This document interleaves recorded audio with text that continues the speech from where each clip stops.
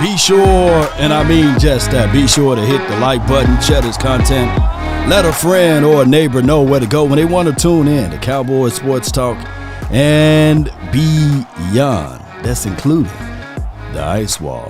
Let's get it. It's the room fill up. One order of the law. Hit the like button. Share this content. Let a friend or a neighbor know where to go. Cowboys should approach the BPA versus needs. What about trading? Q&A. We ain't talking about Stephen A. Let's get it. Yo. Come on.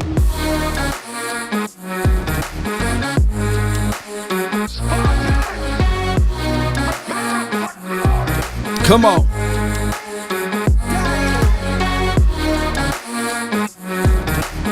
Five, 4, 3, 2, and 1.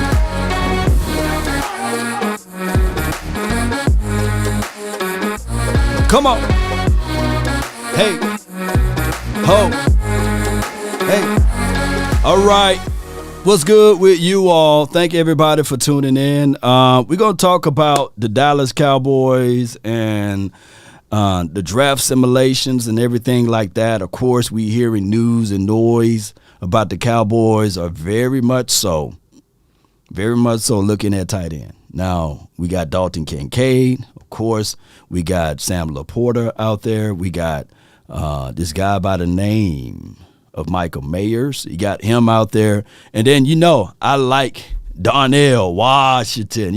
Hey, we got a lot of choices, options. Now, we do have the analysis of stay far away from tight ends in the draft, especially in the first round, right? Jason Witten was here for a long stay, and he was a third-round draft pick. And we've been trying to find that Jason Witten over and over again. We drafted Martellus Bennett. Now, that was more so if coaching couldn't handle him, right? And he was gone. And then we drafted, may he rest in peace, Galvin Escobar, who I think it was short-lived because of the style and kind of caliber of quarterback that you had throwing him the ball.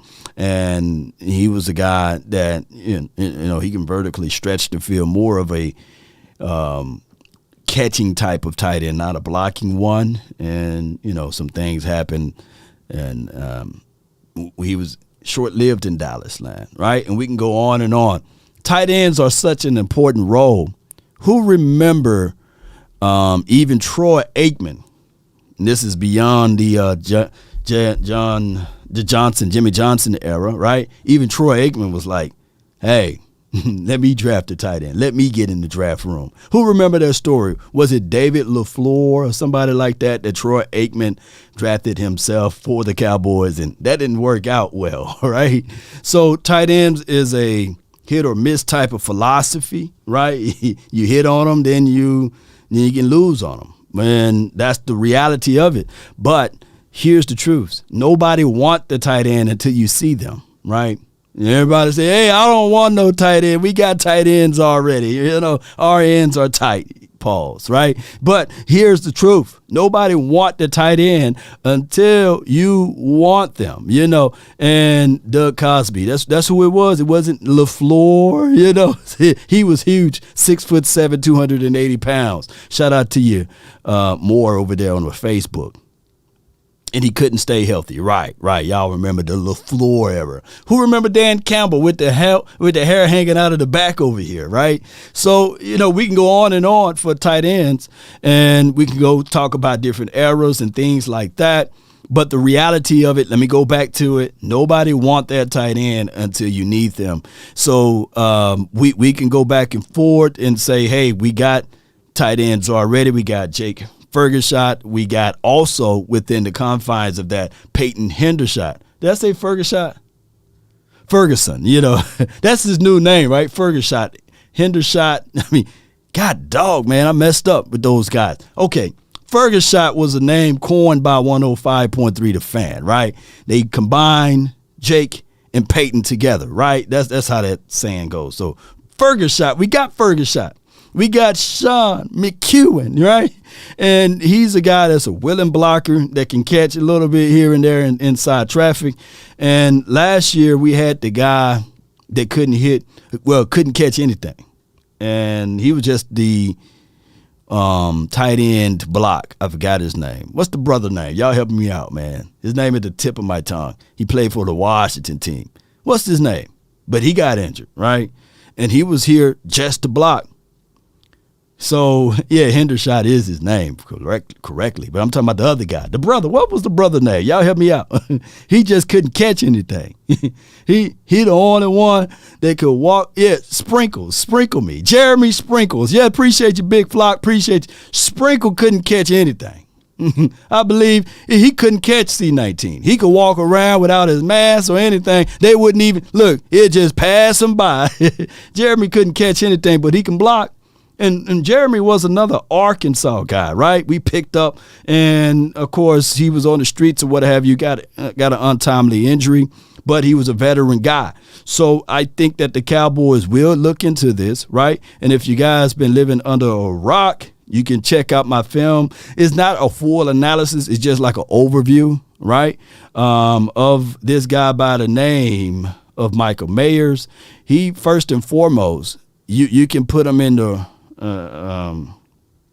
frame of mind of a young Jason Witten, right? Kyle Rudolph, Greg Olsen, if you want to put him into that aspect of it. They call him Baby Gronk over there in New England, right? I don't see that much of Gronk out of him, but he is a dog nasty guy, an inline blocker guy. He'd probably be your most completed or complete, not offensive lineman, but tight end. He's your most completed tackle. Tight end. I'm getting everywhere with this man.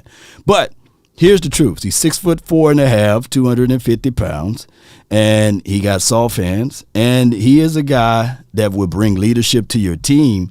And we can all say that we got a little of this with Jake Ferguson, and we got a little of what he can do out of Peyton Hendershot. So why would you need to go and grab a guy like this? There's a famous quote from Bill Parcells. He said, if you think you're great at a spot or a position, draft again. Now, here's my philosophy and theory with all of this. More like a Jeremy Shockey. This is from Chris Dantzler. I'll look at some more tape, and I will look into Jeremy Shockey. Here's what I would say from here. With the 26th pick, the Dallas Cowboys select X, Y, and Z. It may not be him. If he's the highest player on your draft board, hear me out, put the butter knife down. If he's the highest player on your draft board and you got other tags that's touching, and you know that you can trade down a little bit or trade back a little bit, that's a better way to say it, then do it.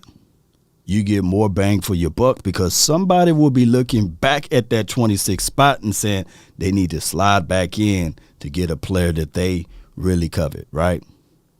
And I'm telling you, I don't see a lot of value on having a tight end with a fifth-year option, right? Tight ends normally takes 2 to 3 years to get their legs going anyhow. And that's a very premium pick. Now, if you just want to rip the Band-Aid off and say, hey, this is who we want. We solidified everything that we need anyhow. We don't really need to rush anything. We trust our board, and we don't want to window dress our board. And if they go with that, then that's just the reality of it. You can work around that because, let me see. We can talk all day about, hey, let's draft a running back, right, at that spot. If a certain running back don't falls there, then you're at a moot point, right? We can talk all day. Let's draft another wide receiver there, right? You got CeeDee Lamb, you got Brandon Cooks, you got Michael Gallup, you got Jalen Tolbert, you got even Simi, Fihoko, and other guys that's trying to fight for that spot. And let me slip all the way down to defensive edge. What about Miles Murphy, Law, if he falls? Well, you got Law. You got Osa. You got guys that's already on the defensive front. You got big Jonathan Hankins there, Armstrong. What about a linebacker, Law? What about that? Well, you got Leighton Vander Esch, who's like office furniture, even if you get someone to outperform and play him, will they actually start said linebacker over Leighton Vander Esch? You got Parsons. You got guys already in every spot on this field. And I said before, and I'm going to say it again. With that current roster that you saw on the screen, with the current one, can we win 10 or 11 games with that? Can we win 12 games with that? Can we win games with that? Let me know. Where do you guys got the Cowboys at with the current roster as it is today, April the 18th? So when people say, hey, Law, we don't need tight end. There's a lot of things on this list that we don't need. And my thoughts on this, my philosophy on this, you don't draft for needs. You go best player available based upon your team's draft board, based upon your team's levels of how you break down your board. I don't know what the Cowboys board look like. They may value, because there's another thing called value. They may value a certain group higher than others, predicated upon, hear me out, their particular draft board. Now, granted, let me break this down for you all. When we start talking about needs versus want, if you stuck out in the wilderness on an island and you need water to survive, for those who are out there, can you just drink the ocean water? Yes or no? Right? Can you just drink the ocean water? There are some people that would think, hey, man, you're surrounded by water. You need water to survive. Why don't you just drink the ocean water? No, that water is not drinkable. But with your knowledge and understanding, if you know how to survive on a deserted island, right? And you know it's been raining every week, at least 3 to 4 hours. What is more important for you in order to survive? But you need water. And a lot of people will look at it like, hey, Law, we need this. But you got to understand that the free agency is you planning for your future. The draft picks is you planning for your future. So when you go into the mindset of the draft aspect of it, saying, I'm going to go into draft with the philosophy that we're going to draft need, meaning that you're going to be obscure with your thinking. You're not planning to get things in order. What is more important for you? What is more important for you? If I were to say, I got containers for you, right? To collect the empty containers I got for you. Or the drop of water. Which one is more important at this point? The container or the water? Now, some people say, give me the water, man. I need the water. No. Most importantly, you need the container. But there are a lot of people that will be stuck out in the wilderness saying, hey, I refuse to have the container. Just give me the water. Where are you going to hold it at? In my hands. How long would that sustain you? And there's a lot of people, that's why they are such in dire need to survive. And they looking at situations of saying the draft would cure it all. They holding out their hands, right? and they find themselves in that spot, in that position over and over and over again. Why? Because they went with need, and the water hit them in their hands, and they couldn't hold on to any of those things that they said that they wanted or need. And they're back in the same spot. Have you ever seen that? Teams that continue to be in the top tier of drafting, right? I'm talking about the teams that find themselves consistently drafting. Oh, we got the first overall pick. Oh, we got the second overall pick. Oh, we got the fourth overall pick. Hey, man, we got top 10 draft pick. And that sells, baby. That team. See, the goal is to be where we are at. Actually, the goal is to win the Super Bowl ultimately. But picking at the 26th spot, the 26th selection, mean that based off of what your team did the previous year, you wasn't sus. And that's the reason why we don't suck enough, right? We don't suck enough to be drafted in the first picks or the second pick overall. But what I can tell you, hold on right quick.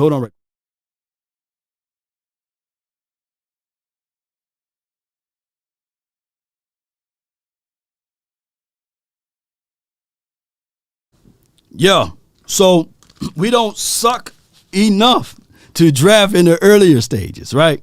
We don't. So when I say these type of things, write those things down. It's better to be prepared for an opportunity and not have one than to have the opportunity and not be prepared. Now, the worst spot that you can be in is, like my guy Bobby Jones says, 8-8. We came a long way from there. But here's the problem with all of this analysis that's going on from Law Nation. Let me pull up your comments there. Here's the 1,000 truths with it. We still get judged for being 8-8, right?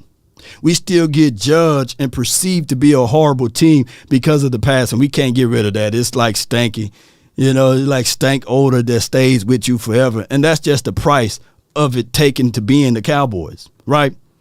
Just like I was having a conversation with an Eagle fan, and it's hard to go back and forth with those guys because of their logics and reasonings, right? But they are trying to say that their 1-4 is better from their philosophy than our 5 Super Bowls. I think we're 8-3. Well, no, we 5-3 or something like that in the Super Bowl, some number like that. I think we've been to the Super Bowl 8 times. But they are to believe that just because they've been in there recently, right, that their organization franchise is better or what have you. But I come here to tell you, deep down in their bird hearts, they would love to be where we are at. Deep down in the bird's hearts, because it's hard to walk around and say, hey, man, 1-4, man, at least we've been there, right? At least we got a chance. Because the same people that say that are to believe to say, hey, I was the one that took Beyonce to the prom. You know what I'm saying? That guy can still say that, right? He took Beyonce to the prom. But at the same token, yes, he took her. But did he do anything with it? You know what I'm saying? So I know whenever he see Beyonce on his TV screen, he tell his buddies, hey, I took her to the prom first. Or he yell out, Ray J, hey, I hit it first from the whole fiasco with the Kim Kardashian type of thing. So that is the reality of it. Hold on right quick, y'all.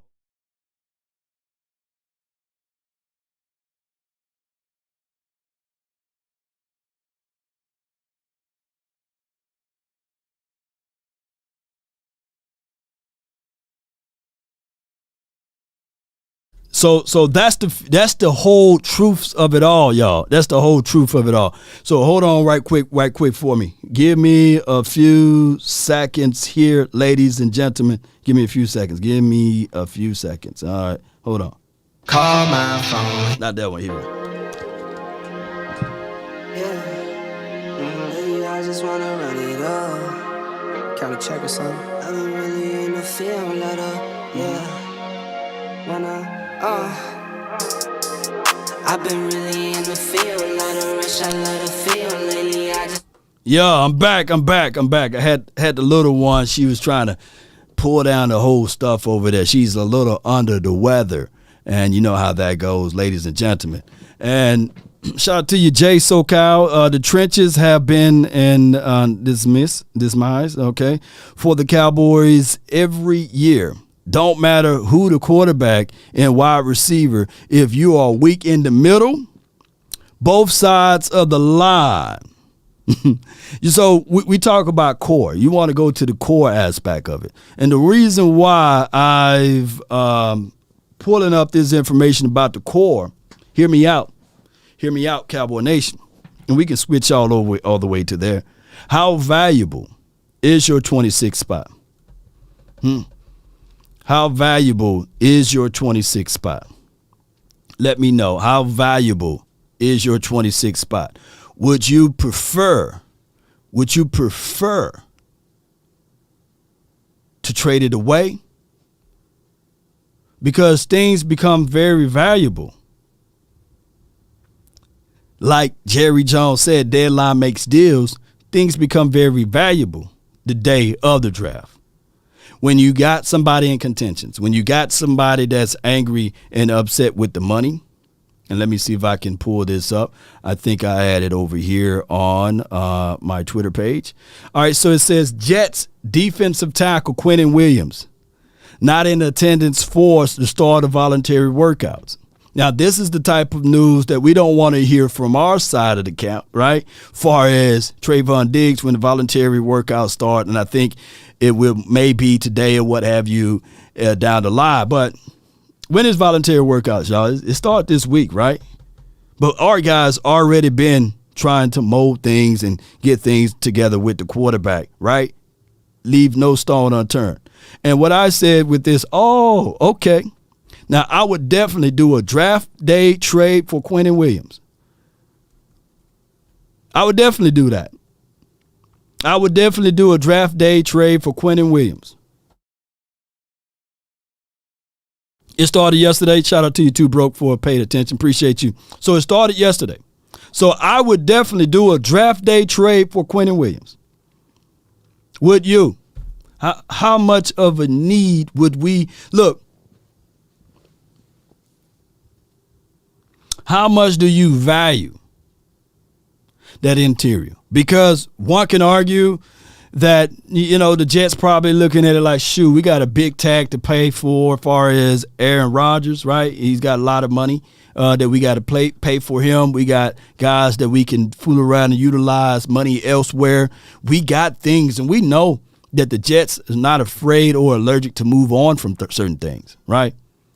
And on top of that, what I'm saying here, Quinnen Williams, he would be a guy, an enforcer that would really take over in the middle of the field. All of the little small things that we've been saying that the Cowboys need to do is right there. Even though we can clearly say, man, I don't think that the Dallas Cowboys will partake in that. He's a reliable dog. Let's look at this. And I should have had some film, but I don't like to do too many film out there until the player comes to the Cowboys. You know how they go. But we can talk about it. Last season, he had 13 sacks. He forced 2 forced fumbles.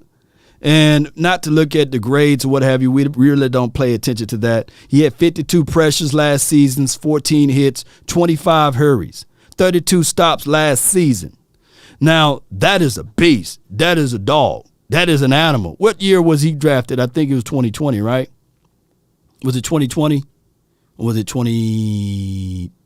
Let me see what year he was drafted. Yeah, it was 20. What year Quinnen Williams was drafted, y'all? Was it 2019? And he's still relatively young. Yeah, he's still young. Let me see if I can get this over here. Boom. Tyler, okay. 2019. 2019 was his first year, right? All right, so 2019, 3 sacks. Pay attention. And I know that this could be a straw man's argument, but this is how that goes, right? 3 sacks. 2020, 8 sacks. 2021, he had about 9 or 10 sacks, so close to 8 sacks again, I believe. And then 2022, I must got dialed up today. He got 7 sacks. And then 2022, we see the 13 sacks. So what I'm saying, if you can do your analysis on this and you can do your own price point on defensive tackles, interior guys, how long does it normally take for those guys to get their man body together, to get everything going, to be able to penetrate, do those good thump numbers or what have you? Normally it takes about 3 to 4 years. And when you are drafted early, normally, you check all of those boxes, right? You pretty much you can see with your natural eyes, this guy got some unbelievable potentials, right? Next year, you're going to rev that up, right? So what I'm saying is, basically, we don't suck enough like the Jets to draft a Quinnen Williams. We don't get blessed with those type of opportunities. And when you start looking at this situation, we can talk about, hey, Law, we need interior help. Well, this will be buying the container. Why is such an important thing to buy the container? When I gave you guys the theory and the analogy of being out there in a deserted island, right? Because you want to be able to filtrate the rainwater and drink that, right? And if you got a creek that's nearby, you want to be able to figure out ways to boil said water from there, right? To kill all of the stuff that your body can't take. But not without knowledge, you won't be able to plan ahead. You won't be able to get things going in the right direction. And when you say, hey, I just need an interior guy, normally it takes 2 to 3 years to develop that, to get the best out of that, right? The Jets done already did that for us. He will be considered the container. My guy, Dan Quinn, will be the filtration system, right? And everything else, when it rains, we'll be able to it'll be able to fall in there. And we will be able to collect these good things. Get Joe Mix, get out of here, fam. Get out of here, Tyler. We will be able to collect these good things. But with that being said, ladies and gentlemen, you got to plan for it. And that is my friend. That is my friend. The issue with the Cowboys. They don't value, collectively, they don't value that. Now, Big Jonathan Hankins, I think the world of him. Yes, he's going to be a good guy for us. And we're hoping that Big Bo could turn a corner, right? But that aspect of Big Bo, it may take another 2 to 3 years before Big Bo can even be that enforcer for us to say, hey, man, look at this guy. Look what he's doing far as from the inside. Now, we've seen stranger things happen, right? He could all of a sudden this season give us the things that we're looking for. And we're not asking for a lot. No, we're not. We're not asking for a lot. We're asking for Big Bo to come in, shut down the run. If he can do 2-gap things, let him do 2-gap things. We trying to stay away from fabricating pressure with twist stunts. We're trying to get pressure organically, right? Here's Andre. He says the tight end rumor have serious validity. Law. McCarthy loves that position. Plus, it gives Dak a super quick big guy, a big play outlet in the passing game. Yes, indeed. Yes, indeed. Yes, indeed. Yep.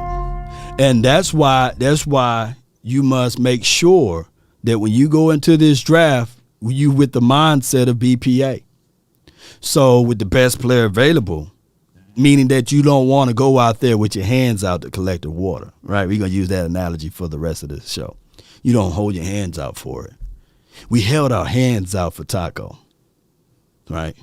We needed an edge guy because D-Law, there was uncertainty, right? We passed up on the container because we drafted for the need. We try to scoop our hands up in the ocean and do like this and drink the water. Hey, you can't survive off of that ocean water. Hey, yes, you can. It's water. No, that's not the water your body needs, right? BPA, best player available. The best thing were to be available would be collecting the containers or collecting something, a reservoir to hold water that will come. Are we sure they're uncertain about D-Law? LT, I appreciate you. We talking about way back in 2000 and was it 16, 17? When we was going back and forth with D-Law. It could have been 17 and 18. My years could be off. Desperate pick often yields bad results. Yes, because BD Gray, when you desperately pick someone, it tends to be like window dressing your board. Also, with that being said, hear me out. Stay true to your board. Stay true to your philosophy. Now, if you have multiple tags that's touching, and those multiple tags that's touching, and you can see with your natural eyes that you got a trade partner that you can trade back to, then you would risk moving back because you say to yourself, I got at least 4 to 5 guys that would still be within reach of where I want to go with, right? And if the tag's touching, you can trade back a little bit or trade out of that spot, collect more and more resources for you. But the team that draft the most need the most. Let me repeat, a team that draft the most need the most. I said this when we were live on the Battle Royale. A Battle Royale with the Eagles show, right? Me and Boss Cowboy Sports, y'all be sure to check them out. And also check out the rerun of that show. I think it was phenomenal. Great thoughts of having the enemy in house with you. So with that being said, Cowboy Nation, the Dallas Cowboys could just by far do that. All right. Appreciate everybody for tuning in. Let's continue to grind and shine. Let me know if y'all want me to continue to go further. We can go further and dive deep into this and go over all of this with a fine-tooth comb even more. Let me know if y'all want to continue to go. Appreciate everybody for tuning in. Don't forget today, me and West Coast will be live a little later on today, as well as the final word will be actually on at 8 o'clock today. So be sure to hit us up, and we will give you guys unbelievable insights about this draft. Y'all want me to keep going? Okay, good. Just want to make sure. So let's go over a few things. I was worried for a second. I thought y'all didn't want to hear me no more. Let's talk about this mock draft that I seen from CBS, and let's go over this. I appreciate each and every last one of you all to support the nation. Hit that like button, share this content. All right, so shout out to USA. Hey, that's one of my banks right there. Appreciate them. I see them getting their marketing on. Shout out to USAA. All right, so we're going to stroll down, and we're going to see these are the options from CBS. Ryan Wilson and Chris Trapezo, or Pazal. That's how you say that name. All right, so with the first pick, he got C.J. Stroud on Ryan's side, and then that's a pretty good pickup. Shout out to Ohio State. And we have right here Bryce Young going to Eastside Herald team. And he got Will Anderson. Shout out to him. Roll Tide. 2 Roll Tides in a row right here. And then we have Anthony Richardson going to the Colts. You got Tyree Wilson going to the Sea Chickens. That's a good situation for them. We got Luke Van Ness going to Detroit. Christian Gonzalez going to the Raiders. Jalen Carter going to the Atlanta Falcons. Perry Johnson Jr. protecting Justin Fields. That's a good situation. Devon Weatherspoon going to the Eagles. Cry, Eagles, cry. Peter Skoronski going to the Titans. And then we go looking only on the left side. And then the Texans got Jackson Smith and Jigba. Man, that's going to be a good roster for them. As far as Jackson Smith and Jigba, Broderick Jones going to the Jets. And then we got Brian Branch. We're just going to slide all the way down to the Cowboys. How about that? Quentin Johnson going to Can y'all see that, by the way? I'm sitting here looking at it. Let me make sure y'all can see. Y'all can see that. So, with that being said, he got the Cowboys drafting our Sam LaPorta. Let me put the camera back on me. How do you guys like if the Cowboys fool around and draft Sam LaPorta from Iowa? Let me know if you guys would love to see that in this particular mock draft. Bobby Jones says, I'm the first to throw up. Is that what that means? Is that what that means? Come on, man. You know, I got you right here. Come on, man. Yeah. Hey, bro, come on now, dog. Come on, man. Not with the 26th spot. That's a possibility that the Cowboys can trade back a little bit, right? With the 26th spot, if you got Michael Mayers, you got Sam LaPorta there, you got my guy Darnell Washington, and if you already with the mindset, I'm going BPA far as tight end, or I'm going BPA far as X, Y, and Z, what would you do? No way in hell, right? Oh, okay, I feel you, Michael. And these guys cheated off of each other paper. Because Chris, he got the Cowboys too. Let me scroll up. Chris, he got the Cowboys going with Sam LaPorta too. So let me see if they put any analysis on that. All right, so his choice and his reasoning for the Cowboys drafting Sam LaPorta was because Dalton Schultz is now in Houston. Meanwhile, the Cowboys have Jake Ferguson, Peyton Hendershot, Sean McEwen, a group that's combined of 32 receptions a season ago. Perhaps Dallas feel good about this group. Ferguson with the 22 fourth rounders, last year's fourth rounder, and Hendershot and McEwen. But both are undrafted free agents next season. And then, we're going to paraphrase. Not going to read all of that. He got accolades. He got all of the summaries. He got his homework done. He got his reasonings why. He ran a 4.5 right? So he's fast, right? He's a yak specialist. Okay, I seen that when I look at his tape. He gets the most out of his athleticism, ran plenty of good routes in college, holds his own as a blocker. All right. Doesn't have amazing athletic gifts. That's his weakness. And not going to win the 50-50 ball consistently. That's his analysis of Sam LaPorta. Not Samuel Jackson, right? And let me see what this other guy did, as far as his analysis. I love looking at other people's analysis as it relates to this. All right, he says the Cowboys, his reasonings of the Cowboys drafting Sam was because they lost Dalton Schultz in free agency.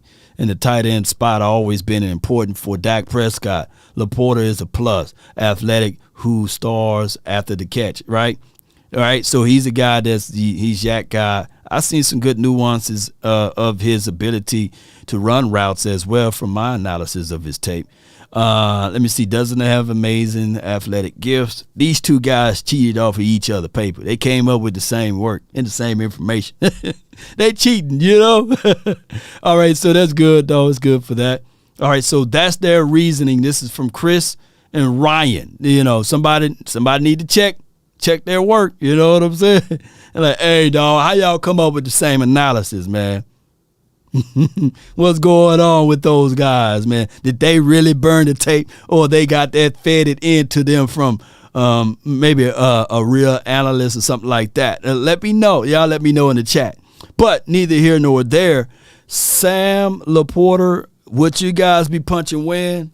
Hey, bro, come on now, dog. Come on, man. Yeah. My guy Johnny says Sam LaPorta is a 5th round draft pick. Oh, wow. All right, so let's move on a little bit further. We got two more analysts that did the same work. Let's see who they go out and draft from CBS. All right. Shout out to CBS. All right. So they go with Bryce Young. Okay, let me go all the way down. Nolan Smith for the Eagles. Let me just look at what people did in our division. Okay. Bijan Robinson for him. Okay. Washington team get Witherspoon. Joe Porter. We don't want to see that. The Cowboys select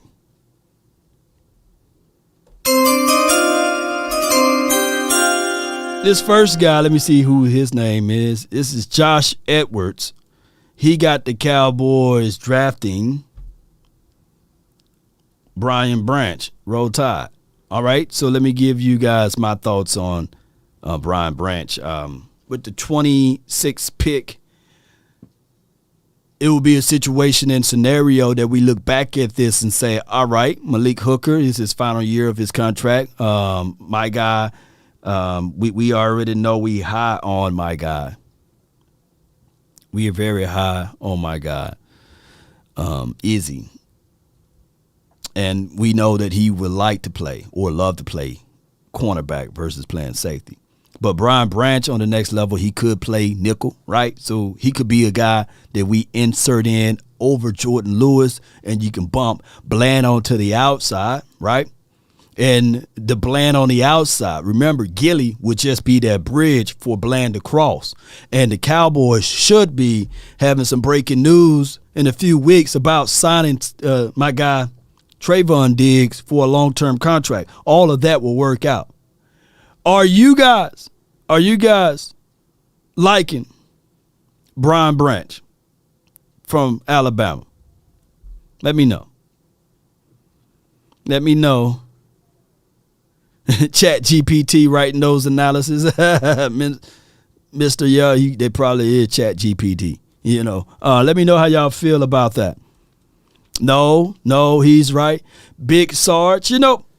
My comp, and this is my comp on Brian Branch. I see a lot of shades of Minkah Fitzpatrick in his game.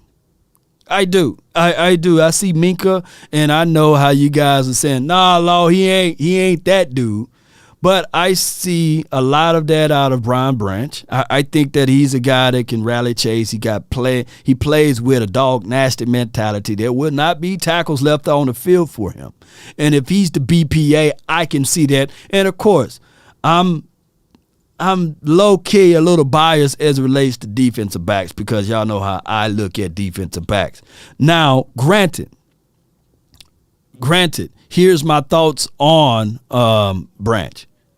He would be a guy that I would say that the Cowboys could, if the tags are touching, trade back a little bit, get more and more of bang for your buck. And if somebody else pick him, at least you got an additional second-round draft pick, right? If your tags are touching.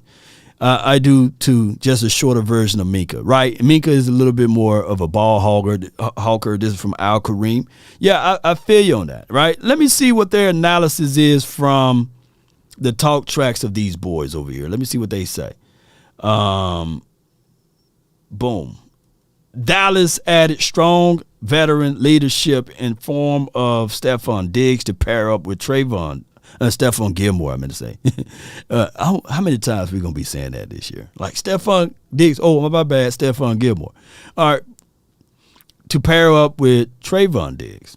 At cornerback, Brian Branch will bring instinct, leadership, and accountability to the secondary. All right. Accolades, AP, all second team, All-American, 2022, only SEC player with 90 tackles plus 2 interceptions and 2 sacks. Okay. Brian Branch is a versatile, intelligent player who has been asked to do a lot for Nick Saban. He is a fulfilled a leadership role with flying colors. So he's solidified that aspect. Strength, these are his strengths from this person's tape watching or what have you. Versatility allows him to play safety in nickel, in boundary in a pinch, right? I don't see too much of boundary, but I do see that he can play down inside, kind of like the old LSU Honey Badger type of stuff, right? High football IQ, fluid hips to transition across the field. I see that when I looked at his film. Does a great job of getting off the blocks, right? So he can disengage pretty well from his analysis. Average in man coverage, played a flexible role at Alabama. Will a team get good return value in more of a refined role? Meaning that, they're going to put him at one spot, tell him to stick there. 40-yard dash, he's a 4.5 guy, and a 34.5-inch vertical. So that's his analysis of Brian Branch. Do you guys like that? Type in the box, yes or no. Let me know in the chat. Baby, let me know. Let me know if y'all like that. Yeah. Let me know all of what you guys feel about Brian Branch. Yeah. If you're a team Brian Branch, put BB in the chat. And if you don't like what you heard from me of what that dude wrote down, say, nah, dog. You know what I'm saying? Brian Branch is a D. Milner 2.0. Stay away. No, too slow. Okay. All right. Let's get back to it. Let's see what his contemporary done did over here. With the 26th pick, Cal, in his mock draft, he went with Dalton Kincaid. All right. Let me go over Dalton Kincaid right quick from my thoughts before I read his homework and his review of Dalton Kincaid. Before I get this, who do you like better, Mike Meyer or Dalton Kincaid? Post that in the chat. Who do you like more, Dalton Kincaid or Mike Myers? I think we're going to continue to say Mike Myers. It'll probably behoove him to change his name to Mike Myers, Michael Myers. You know, that'd be more of a killer instincts type of move, right? All right, so let's see what y'all saying right here. Shame of me, I'm throwing up Michael Mayer's highlights. Hey man, you talking about Kincaid? You got to give us juices and strawberries on Kincaid, dog. Where that Kool-Aid at on Kincaid, law? Because I know Kincaid highlights gonna look real good. Yeah, Kincaid, nice. You know what I'm saying? Now, he is 24 years of age. He got a back issue. Now we got the negativity part out of it. He's more of a receiving type of tight end. He will kill you on seam routes in the middle of the field. He would do just that. He's equivalent to a more polished Blake Jarwin, right? Blake Jarwin was here. Look, the things that got in the way of Blake Jarwin was his back, right? Wasn't it his back? Blake Jarwin was pretty cold-blooded. So he's a more polished Blake Jarwin out of Dalton Kincaid. High point the ball, come back to the ball. He's a guy that can do that in the middle of the field. I think that you get more wide options or wide routes from Michael Meyer. But Kincaid is a weapon. He is a wide receiver in a tight end frame body, right? And you can line him up anywhere or everywhere that you want, you know, on the field. It was his hip, right? The hip bone connected to the backbone type of thing with Blake Jarwin. Right. Kincaid remind me a little bit of a younger Travis Kelce. I can see that. He's in between that of a Jake Ferguson. If you were to say, okay, Jake Ferguson and Michael Mayer, can you put Dalton Kincaid's skill set kind of similar? Like Jake Ferguson is that in-between guy, right? If you had to line Dalton Kincaid, Jake Ferguson, Michael Mayers, right? Far as the skill set of what they bring. Like Jake Ferguson brings you a little bit of what Dalton Kincaid can do and a little bit what Michael Mayers can do. But what Dalton Kincaid can do is all what you need to see out of a wide receiver that Jake Ferguson and Michael Mayers may not bring to the table, right? And what Michael Mayers does, He does everything. Everything. He's complete. Like, he does everything. Do a little catching, do a little blocking, can do a little route running. He's not going to give separation, by the way. So those are things that you will have to look at and contextualize as relates to the tight end. Yeah. Those are things, But let me read the analysis from that guy. Hold on. Y'all bear with me. Let me find it right quick. Boom, boom, boom, boom, boom, boom, boom, boom, boom, boom. As we pull this up, appreciate y'all so much for tuning in to the nation. Be sure to hit that like button, share this content. Let a friend or a neighbor know where to go when they want to tune in to Cowboys Sports Talk and beyond. All right, I got it up here now. All right, you got to give me some analysis on this thing. He didn't give Zay Flowers. Here we go. Bam. All right, boom. For a moment, I thought he didn't leave us no analysis. All right. So he says the Cowboys swapped Dalton Schultz for Dalton Kincaid. That's a play on names. That's pretty funny. Funny. And feel good about the offensive playmakers heading into the 2023. That's his analysis. That's his reason. Like, they swapped names, right? All right, so his pro comp is Dennis Peter. Or is it Piter? Hey, did the other guy give a pro comp? I didn't see that. Let me see. Daxton Hill. Okay. Oh, I didn't know they give pro comps. Let me see. Hold on. We're going to go back. Dennis Peter was all right. All right. Sam LaPorta. Let me see what his pro comp is. Foster Monroe. All right. Let me see what his pro comp is. Y'all bear with me. I'm going to read these pro comps.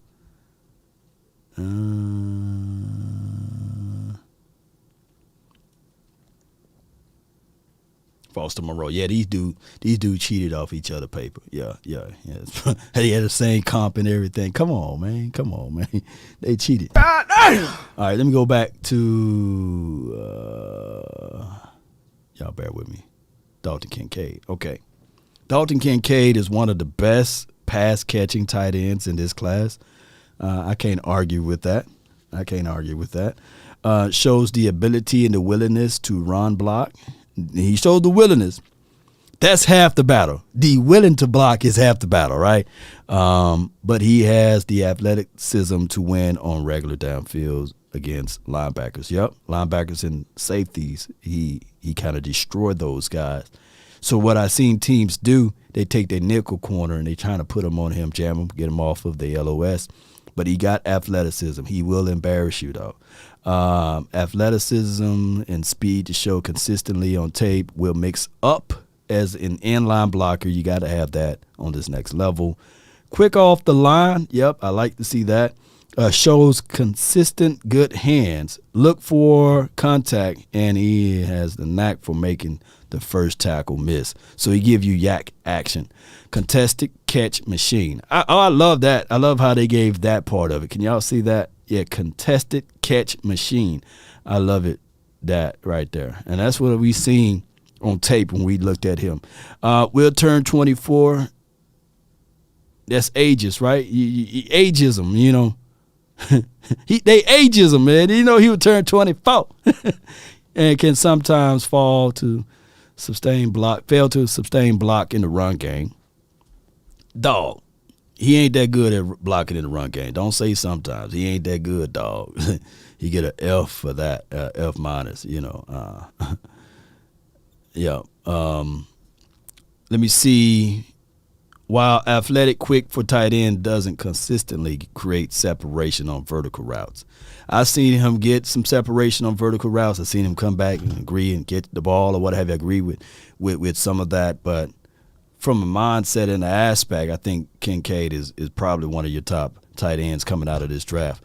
All right, so we got two more mock drafts from Will Bronson and as well as Pete Prisco. Let me see if he going to get us going in the right direction. They got us going with Michael Mayer and Bijan Robinson, right? All right, let me see what he got as a pro comp. He got as a pro comp for Michael Mayer, because we already talked a lot about Michael, as Jason Witten. Y'all see that? Now, when they comp Jason Witten to Michael, I looked at some of my film and I looked at some of the highlight version that I put out there on the film session or film observation. Basically, it's not a film session, just an observation.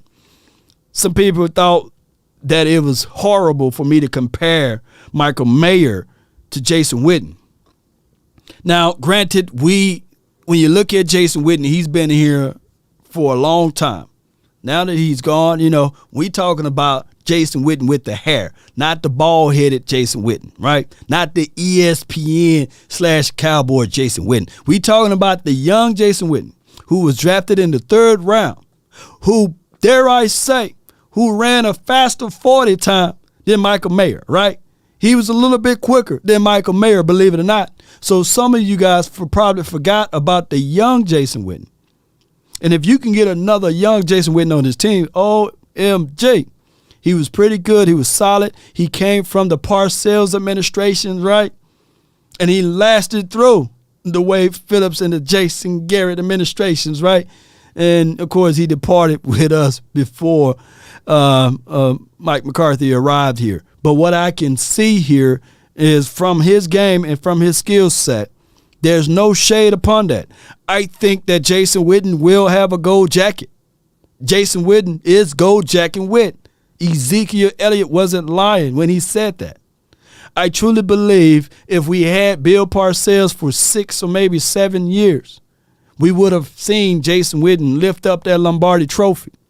Jason Witten was a willing blocker, right? We see that out of Michael Mayers. He may be a little late with his hands, but this dude can block, and he got some short area quickness, right? Jason Witten, he had some short area quickness that you can bring to the game. And I for sure can technically see this happening right now. Hear me out. I can see this. With the 26th pick, the Dallas Cowboys select Michael Mayers. And you know what they're going to do? They're going to give that brother number 82. Don't shake me with the butter knife. Don't hit me up and say, nah, I'll go get Dalton. Not Schultz again, but get Kincaid. But don't shake me with it. But I can clearly see the Cowboys doing this. And they high-fiving each other. They like, yeah. Shame. Yeah. Shame. Yeah. Yes, indeed. He would literally wear 82. Now, I would like for the kid to say, you know what, Jones family, I love y'all, but I think I'm not worthy to wear number 82. No. Give me another number. We running out of numbers, Willie T said, no, man. Boo this man. Shame. Willie T like, boo long. Shame. Shame. Oh, my gosh, man. Are you not entertained? Chris, I thought you gonna shake me with the butter knife, man. That's a steak knife at best over there. You got the dagger and everything. Yes, indeed. Y'all looking at it like, no, Lord, please don't do it. Did Jerry Jones pay you to say this? Did Jerry slit you a super chat or some Cash App funds to start talking about Michael Mayers? He could have. He could have. Y'all would never know. Y'all would never know. Y'all wouldn't like Shame. Michael. You wouldn't like Michael Shame. until he started catching. Shame. Over here. Yeah. Week 2, week 3, we going back to 13 personnel. Here's my thoughts and my mindset about this.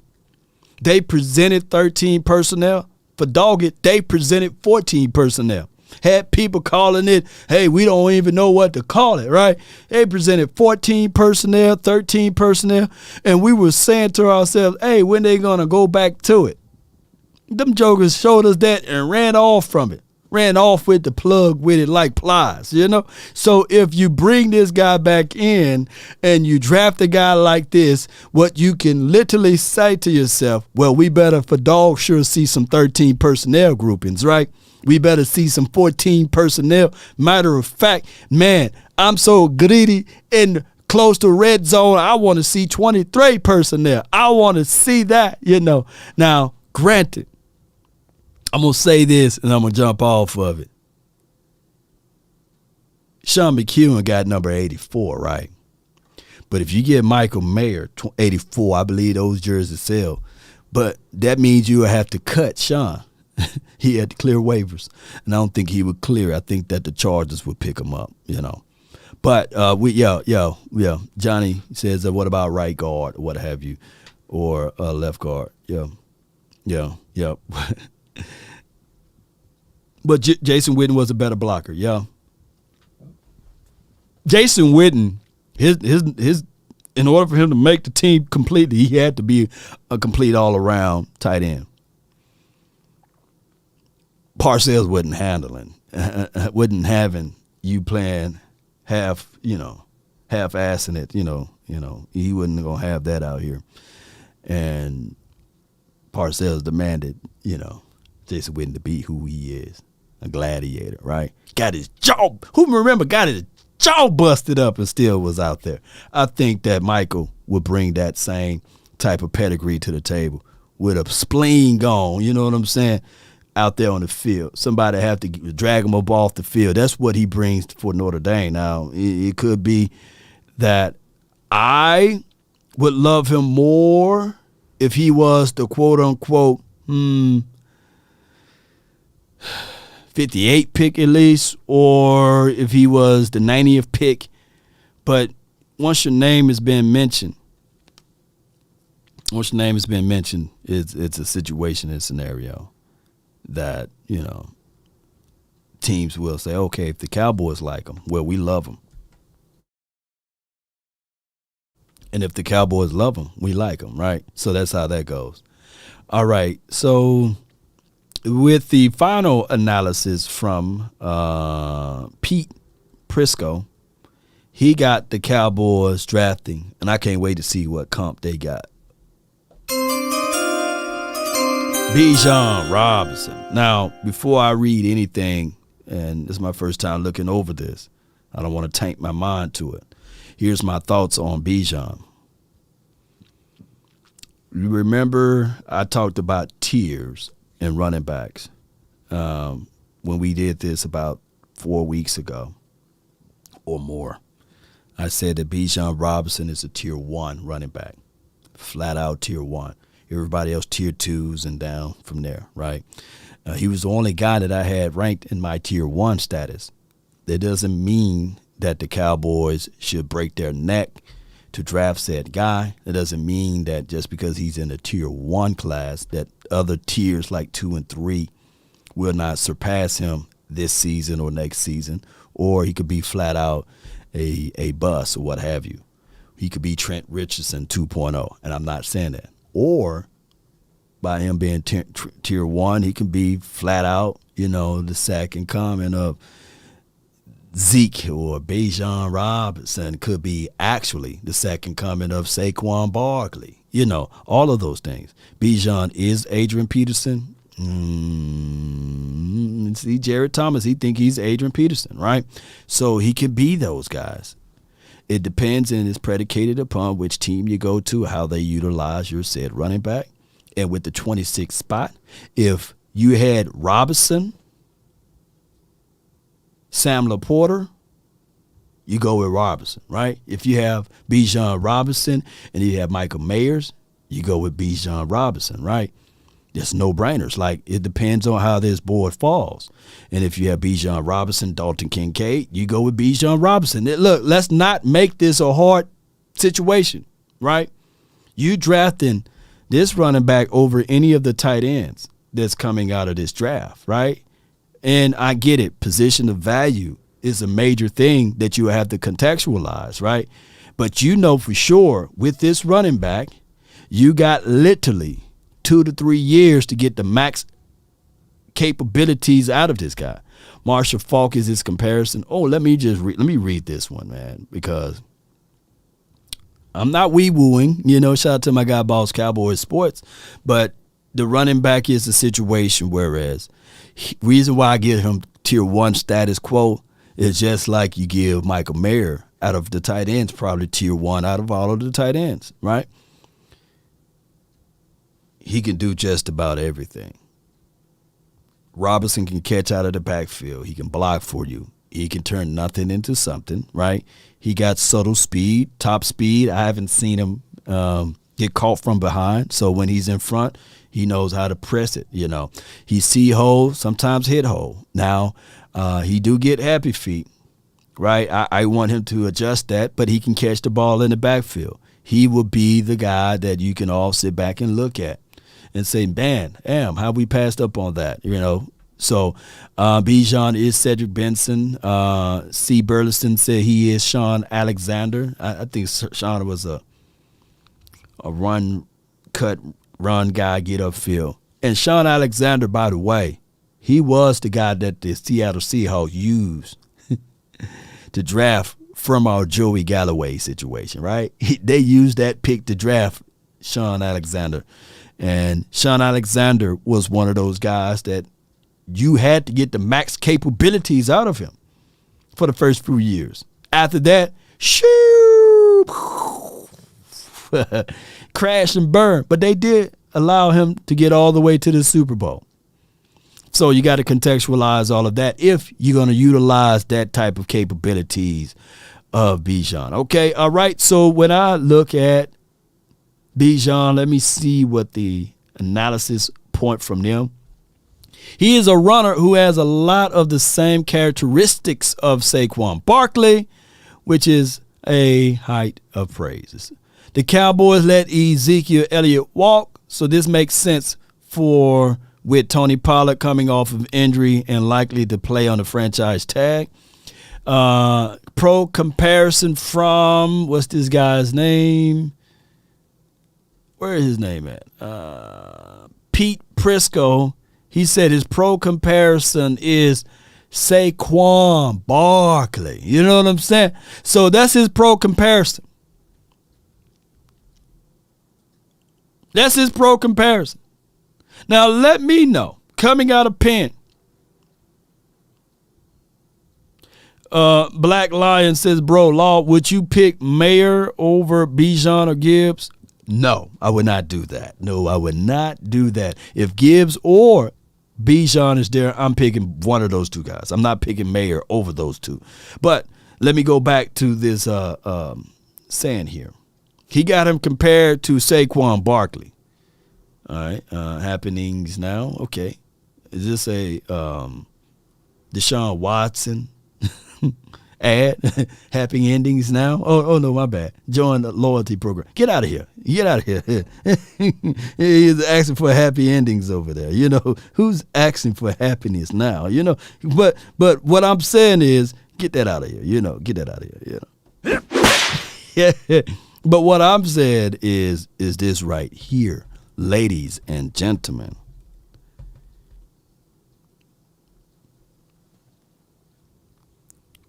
Would there been a situation and scenario that Saquon Barkley would fall to the 26th spot ever in a draft if we're doing comparisons, right? You know, what would be like? I know for sure.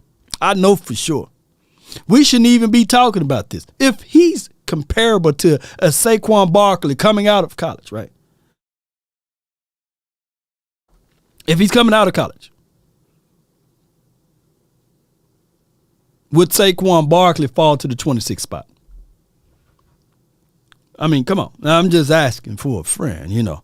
But I can say, far as the way he runs the ball, I did say he's somewhere in between Barkley and Ezekiel Elliott. I would give you guys that. He could be the poor man's versions of those guys, right?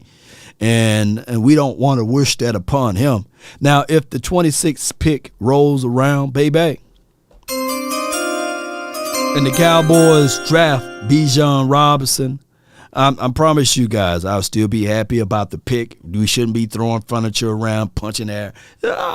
We should be happy about this, and we should know. We should learn from our mistakes or what have you and say, all right, here's what the Cowboys will do. They will continue to develop and build around said product. I like the young Zeke better. This is from Chris Graham. Okay.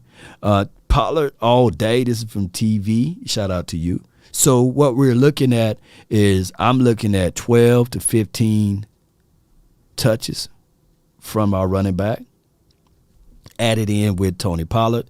I think that I do love the fact that when you do running back by committee now, I love that versus being one-sided with the bell cow back. I love seeing that. And even with Gibbs, Bijan, Devon, A-Chain, right? Or even if they get Deuce Vaughn in the house, right? I'm beating the chest like, hey, running back by committee. Let all of those boys get touches. And what about blocking? Well, you better have him leak out to the flats. And normally they do that. When somebody is streaming through the A gap or B gap, they have a design play. Leak out.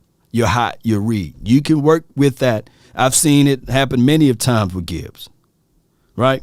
We've seen it many times happen with Gibbs in this particular situation last year, right?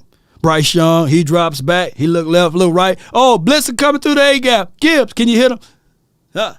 Throws the ball into the flats. Gibbs take it 15, 20 yards. Bryce Young live to play another down, right? So it'll be a situation. Deuce Vaughn is not a blocker. Yeah.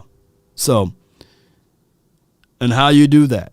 When somebody blitzing, there's still, I know people are crazy, but it's still 11 versus 11. And when you blitzing, that means that there's an opening spot on your team. Now, I know I get a lot of people say, well, Dak can't read defenses long. So if they blitzing Dak, then it's going to be either picked off, fumble, or it's going to be a turnover or something like that because he hold on to the ball too quickly. Too much, I meant to say. So he can't read defense. I get all of that. But your hots, your reads, if somebody's blitzing because you yourself got a Deuce Vaughn in the backfield knowing that he's too small, he's like 130 pounds, whatever, how big Deuce is, or if it's Devon A-Chain, that's what we call leak out plays, your hots. You just dump it off, right? If they hit your quarterback, that's 15 more yards, right? Kenny McIntosh can do it all. I like Kenny Tape too. So it is what it is, Cowboy Nation. I appreciate everybody for tuning in. Let's do the hotline for your mind. I want to know your thoughts, man, about all of this. I really do. I know how you guys think about all of this, I think that you guys are saying, hey, we don't need law. The hotline for your mind is brought to you by Newsbreak. Come on, break down, breaking me on down. Come on down. Participants in the conference. All participants are muted. Please announce yourself. Yep.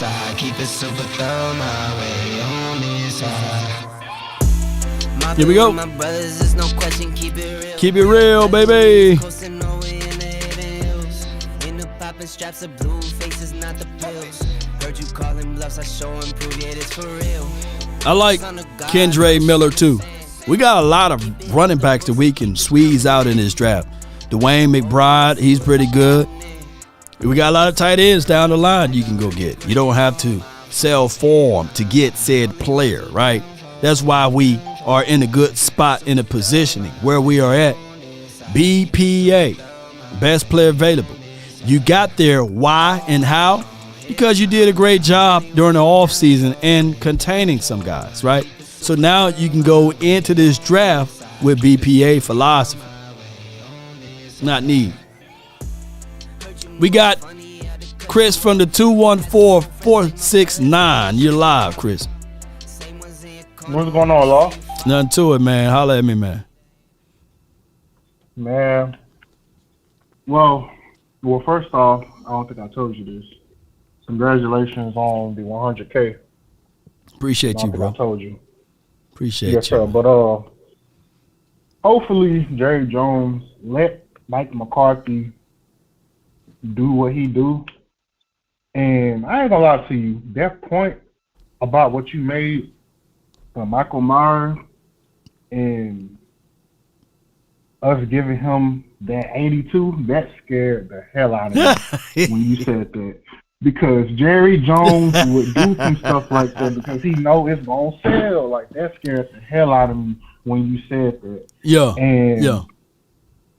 I mean, like, even if it is what he actually wants to do, like, I mean, hopefully, right? But if that's not what Mike McCarthy wants to do, and it's like, oh, here we go again, right? So, you know what I'm saying? It's just like, I truly believe, Chris, that the first two picks, I believe that's all Joneses, man. They lean on what they hear from, Steve, Will McClay and Chris Hall and all of those boys. But it's marketing one-on-one for those guys with the first pick. At most, it's marketing, man. Definitely. Now, if it was me, I'm showing up the offensive line. Right. With the first pick. Right. I mean, like, we should be tired of going, okay, well, he's here. He's there. He's here. Like, it's time for us to go back to 2014 where, it wasn't no shuffling. Right. It wasn't none of that. We was dominant. We knew what we had. I think we had Smith, Leary. Well, you're talking about a different offensive coordinator too. So, I mean, not offensive coordinator, but offensive lineman coach. That they got it out of the mud. That been there and played it, coached at a higher level. So that's why you saw those things. That's why you saw 1,800 yards from DeMarco Murray, Offensive Player of the Year. That's why you only saw one game that Tony Romo threw for 300 yards because they knew that, hey, it's not about Tony Romo slinging the ball all over the field and throwing 300 yards and getting multiple touchdowns. It's about playing some solid football. Let's protect our defense. Let's run the ball. That's right. Mm-hmm. That's right. Oh, and my last thing. Hey, are y'all gonna do a final word draft special? Yeah, we are working out the details of that as far as location, trying to secure the location in Dallas and things like that. I know Jay Tuck, he's going to be at the draft or what have you. DMV, I think he may be at the draft from what I know. So it could be some changes and moving of this and that. But we'll find out, man, of what we're going to do with that.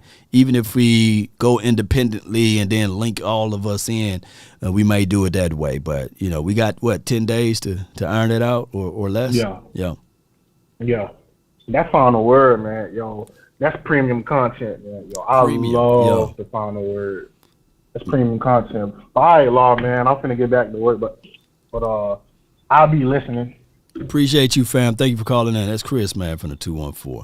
All right, so with that being said, I really appreciate you guys loving the final word. Shout out to Boss Cowboys Sports for he's the guy that pretty much runs the panel there, and we are just fitting right on into the program that he runs, and it gives enough time for us to look up information, give you guys different philosophies from different standpoints, and it's good, And we'll see how long we can continue to do those things too, But it's all brought to you by you guys' support and what y'all do for the nation, and by me and Boss being locally here in Dallas. We are in the winds of trying to secure a location, far as like a studio, whereas we'll be live at the studio. Trust me, man, I get a lot of sponsorships that I have to turn down, right? But at some point in some time, we might circle back to those guys and seeing. But controlling your own IP is everything. Independent is everything too. So you want to be able to have your own voice, your own thought tracks too, right? All money ain't good money, and I'm gonna tell y'all that straight up. So that's why check out Newsbreak. This show is brought to you by Newsbreak for your local information. Check out the information that's in the details. And this we grow, as I grow, we all grow, right? This is what we do. All right, so the next caller, I got my guy from the 206 MJ. You're live. What up, Law? Nothing much, man. Holla at me. Hey, Law. Let Talk me just to say me. one thing before we get started. The fans love your show, man. Appreciate And you. you gotta let Boss Cowboy and them know this. Because we done so much work, like that guy working. We all work. Right. And it's good to let us talk. That's healing. They don't understand that. That's healing for the fans, too, because they want to get something off their chest. When Right. they get that off their chest, they be feeling good that they got it off their chest. You see what I'm saying? Yep. You know what I'm saying? So that's why we love your show. You know what I'm saying? Thank you, brother. Thank you, sir. Yeah. So you do. So that's why the fans love calling your show, man. I It's hard to appreciate get it, on man. It's hard to get on Buck's Cowboy show because you can't even call in. Well, like- you know, every show is different, you know, and whatever process he got going on there, I will relay it to him, you know.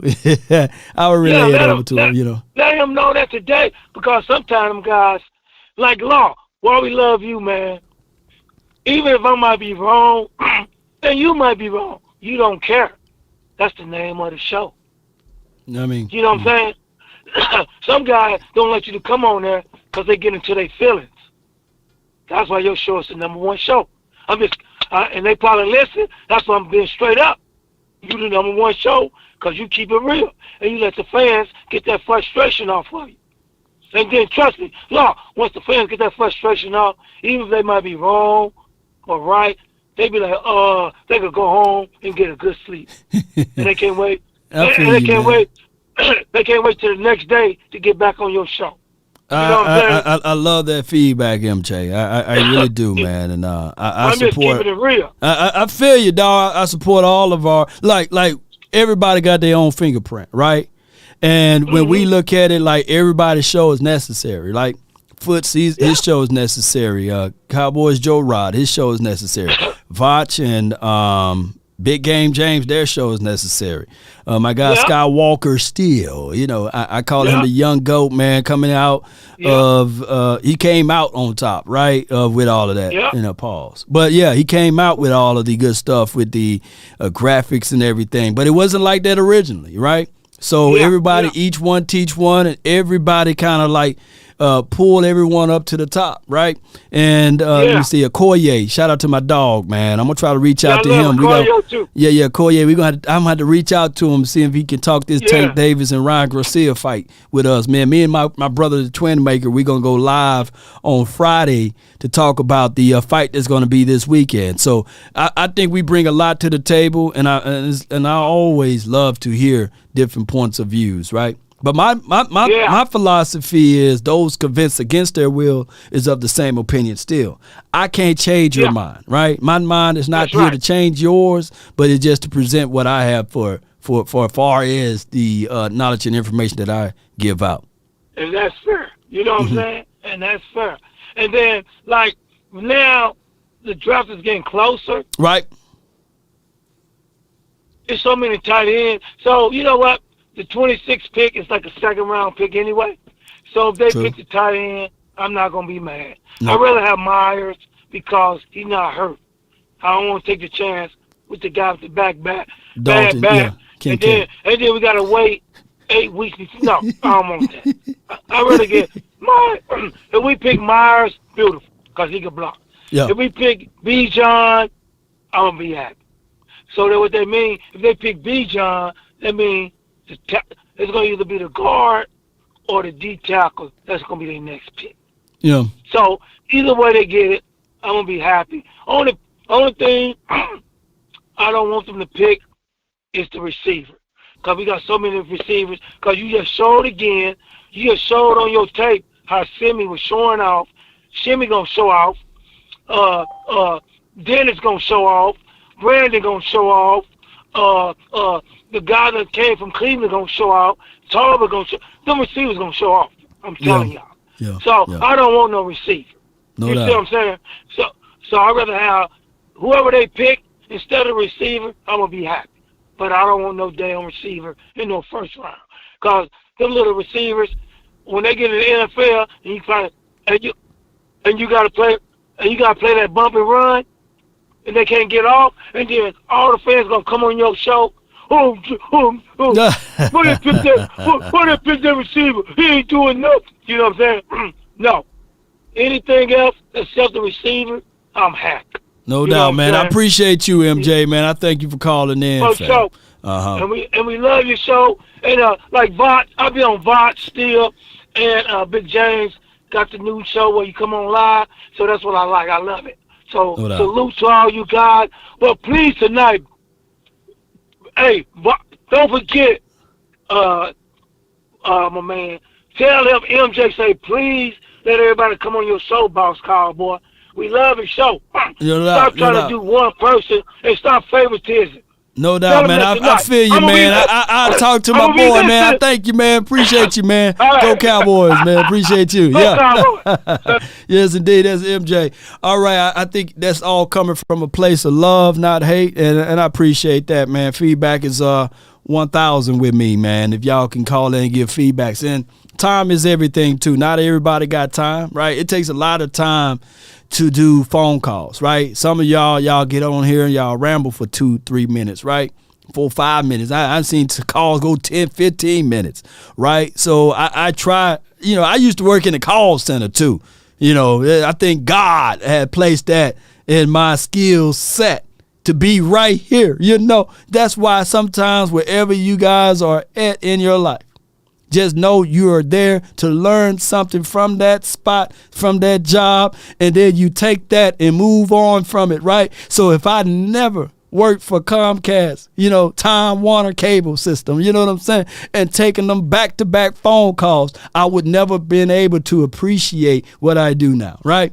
I would never been able to appreciate getting a great a career path from where I'm at now, right? So sometimes, maybe my other guys never been in that before.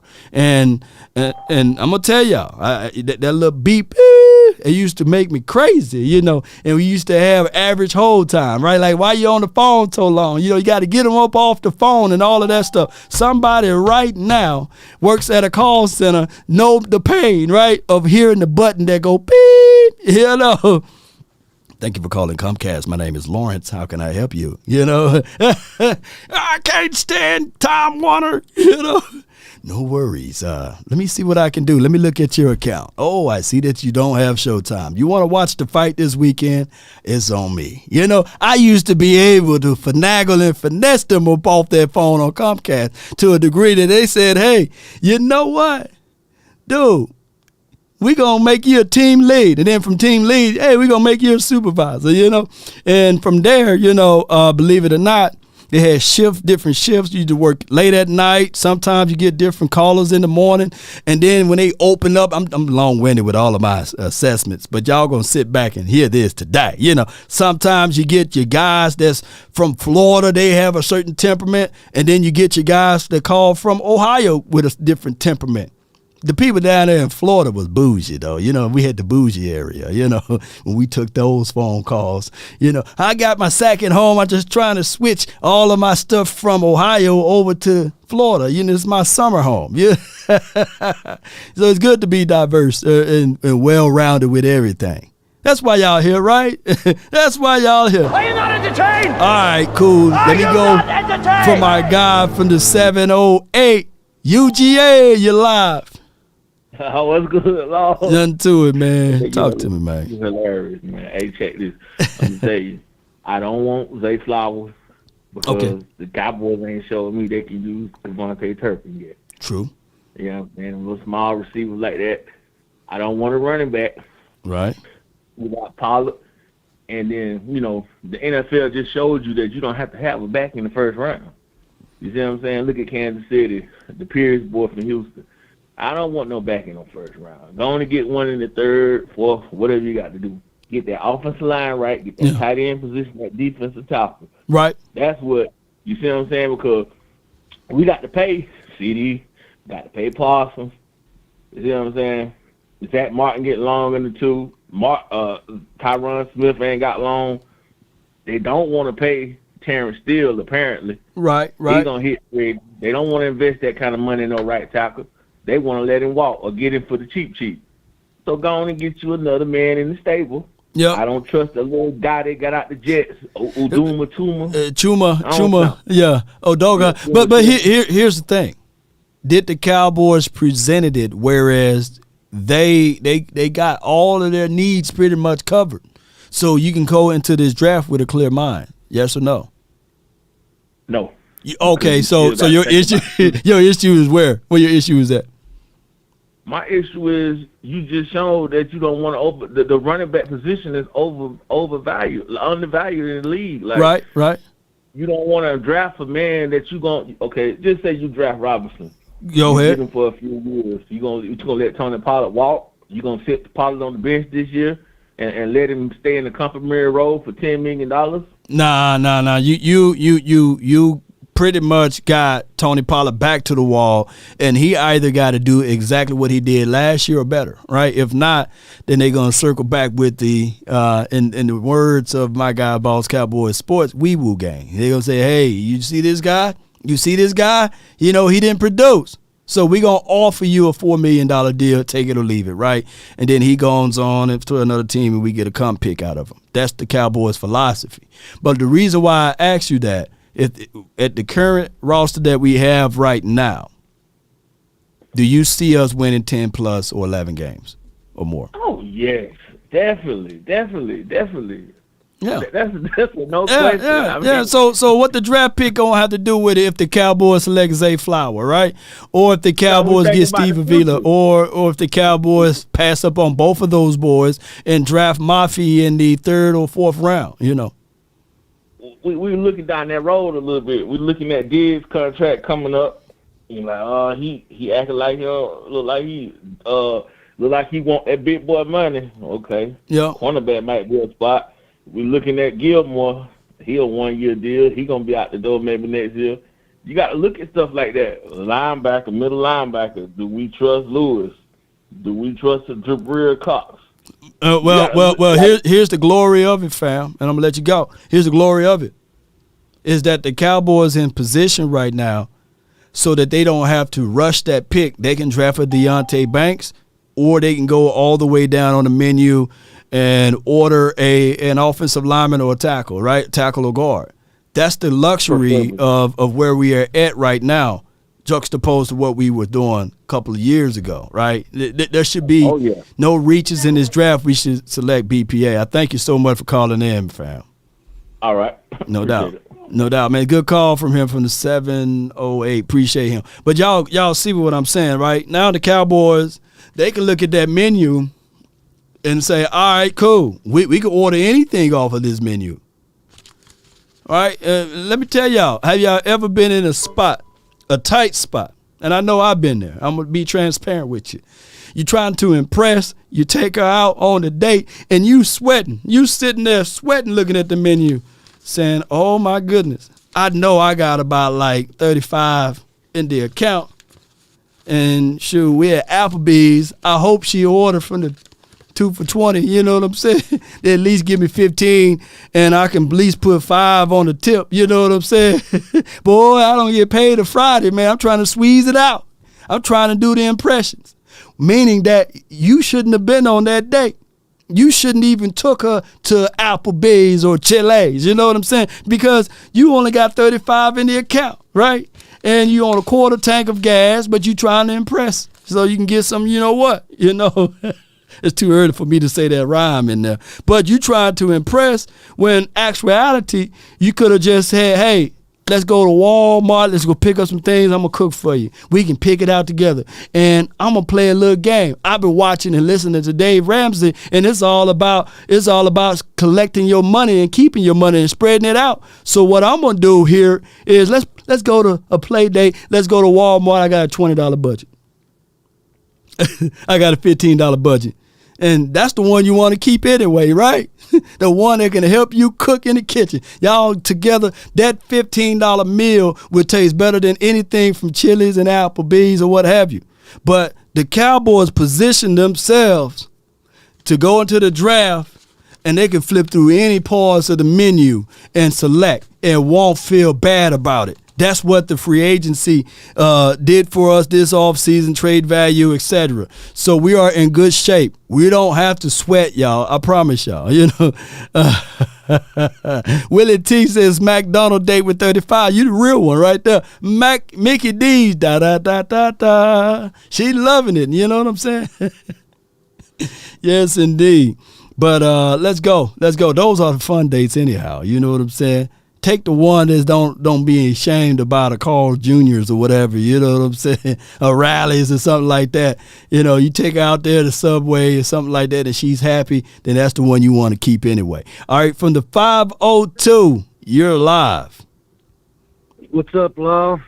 Nothing much, man. On the 100K, my man. Appreciate you, my dog. Hey, appreciate you. You got to let me know where you find them $35 date girls. But anyway, well, yeah, you ain't lying. Yeah, I'll let you know.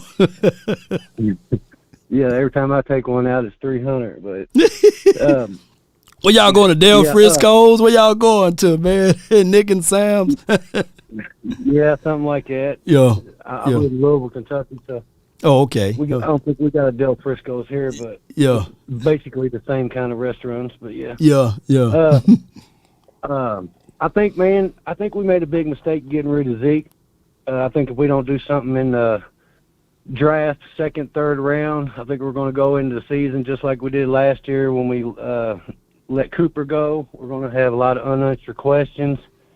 And I think Zeke's going to be hard to replace. 12 touchdowns, 13 out of 14 first downs. Yeah. Ooh. Hey, say that stat line again. 13 out of what? Yeah, it was either 12 or 13 out of 14 first down attempts. That's a good one. That's a good stat line. I'm going to have to look that one up. Yeah, that's good. Yeah. How you going to replace that? And I don't know, man. I think if we don't do something in the draft, we're going to have a lot of problems, especially with blocking. It's just not going to be good. But we'll see. I think we definitely need to shore up the offensive line in the first round, in the second, third round, do something with running back. But that's all I got to say, Law. No doubt, man. I appreciate you, man. My guy, good thoughts right there. $300 dates, man. That's you trying to really impress, yeah. And it depends on, most of the times, if you show the, let me do this right quick. The conference has been we're getting live. hot over here, boy. This line longer than Shaq feet. But I can tell you, man, most of the times when it's like that, she want to know if you're honest, right? But that's a story of another day. And nothing like a home-cooked meal, though, Nothing like a little wine, champagne, one candlelight on the table and slow music, right? But if it's your first date, then, you can't have all of that on the first date. No. Then it'd be too creepy. You want to meet at a mutual spot. Check out some Mexican restaurants. They'd be pretty nice. But neither here nor there. Let's get off of that one. I got my guy, man. He knows what I'm talking about. Action Jackson, man. You live, man. Talk to me, man. Hey, my man Law here giving relationship advice and romantic advice. You know what I'm saying?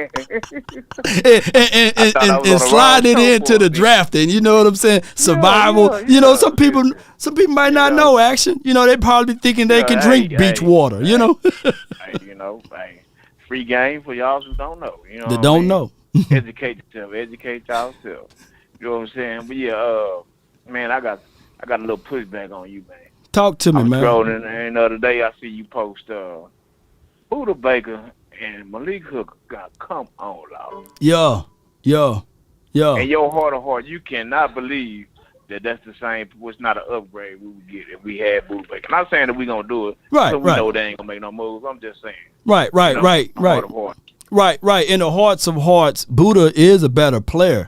That's not my thought track right there. What I'm saying is that Malik Hooker still gave you better production. And even though if you have Buddha Baker on this team, you're not going to play him at the Malik Hooker spot, right? You're going to put him where Curse and what's the guy, Donovan Wilson. You're going to play him down inside the box or what have you.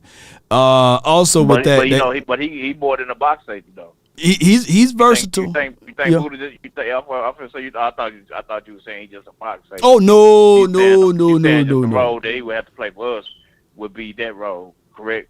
He pretty much, you can use Buddha in two roles. You can, and I think Quinn, his mind will go crazy, right? He'll go crazy, and he'll put him at Jordan Lewis spot or Bland spot. Right. He can play nickel and down inside the box. But will you pay him for that? You know, I think that right now we are safety comfortable right now, right? We're not safety independent, like dependable, like, oh, we need to go get a safety. It will be pretty much donating to Bill Gates right now. If you pick up Buddha Baker, you're donating to a room that's already wealthy. In my opinion, you got 3 interceptions from Malik Hooker last season. There were some games that I didn't like of Hooker, of rolling coverages. I'm like, why in the hell would he roll coverage to Diggs' way and not roll coverage the other way? Yeah. I see you peep games. So you be on your game, Law. You know what I'm saying? And then I'm watching the Pivot podcast, right? Mm-hmm. And I noticed Emmitt Smith was on there. So he talking about back then. Now I'm today years old when I found out that he was not holding out. He was trying to get a new deal. Right. All this time, we've been told Emmitt Smith was holding out, and he was never holding out. No, he wasn't. He said he had to fulfill his obligation. You know what I mean? So they let me know this is how long that the Joneses been playing this same game, bro. That was in '92, yup. And I had some people on the comments because I had kind of took that short and I kind of put it on my channel. And shout out to the Pivot podcast, man, for what they do for the nation. People were literally saying, he was old and gray at the time. No, you got to go back and listen, Yeah, people not listening. Yeah. Hey, wow, bro. So what they doing right now, they get behind the 8 ball again with that, and they got all these contracts coming up. And me personally, if it's Diggs, Micah, and CeeDee Lamb, I'm thinking Diggs gonna be the odd man out. Well, before you even get to those pieces, right? You got a right tackle by the name of Steele that you got to do something. Man. You got to look. The Cowboys got to do something with him first. I don't get. That's what I'm saying. They cannot possibly say they respect for what he gave to them because it's not showing. Right. It's not showing. But that's all I wanted to just put a little bug in your ear, Law. No doubt, man. Go ahead. I know you got a lot. You got Shaq Foot over there, so I'm gonna let you get to it, man. Man, long, man. No doubt. No doubt, man. Appreciate you, man. Lying longer than Jay Leno chin. You know what I'm saying? So let's go to Bishop K, man, for the 945. You live. Law was good. All is well. Can't complain. Hey, man. You said BPA, man. Hey, man. If we get, I don't see how tight end more effective, like especially when you first get them, than a running back. Running back. Yeah. Like I don't see them being more effective. Like in the first couple years, your running back probably be the most. Even though everybody underrating the running back now, like really he damn near the most for sure pick, the most effective pick when you first get them.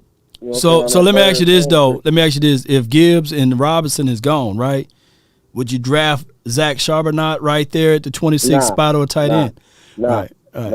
So that was my philosophy. There's no way that I'll draft any of those guys. If it ain't Robinson, if it ain't, it's Robinson or O-lineman or something, man. If Robinson a exceptional type of person, but you definitely don't get no tight end right there. Not in one. Right. Not in the first round. Like that don't make no sense. We still ain't seen nobody get a third-round tight end even ball with them. Cal Pitts was the big deal, and bro ain't really did nothing since he been in the league. I ain't heard him do nothing. Yeah, man, you got Desmond Ridder and whoever else they were throwing him the ball. I think the only time he showed you some work was with Ryan, right? Matt Ryan, his last day there. That's the thing, though. But if he was that, that's why like a running back, they don't even depend on the quarterback. Yeah, but let me ask you this: would you prefer right now to have Kyle Pitts right now on your team or Bijan Robinson right now? If I could give you that option right now, I ain't gonna lie. Give me Bijan. Give me Bijan. Give me that young stud. Bo is stud, bro.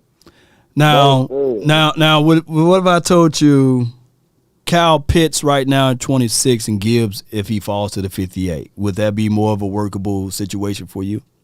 Oh yeah. See, that's how the draft is, man, with these tight ends. Yeah. But the only thing I don't like, but you know what, we spoiled because we Cowboys fans. Our line don't gotta be perfect, but I just don't like that hole right there sitting right there. I just don't like that hole, that left guard, man. I don't like that.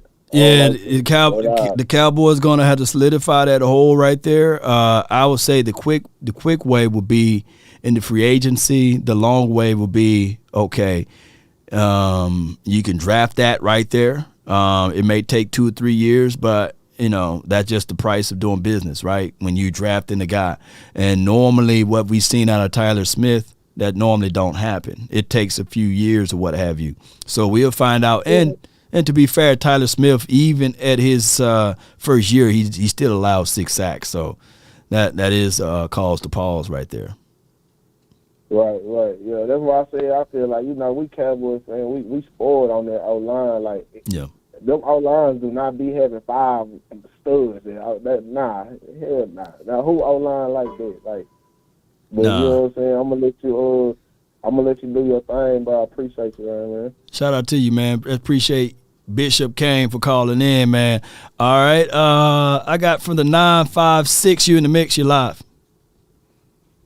La Cowboys Nation, buenas tardes. This is how great we have an off season that we're getting not only life advice from you, but also some more dating advice from you 10 days from the draft. That's how they have knocked it out of the ballpark. Right.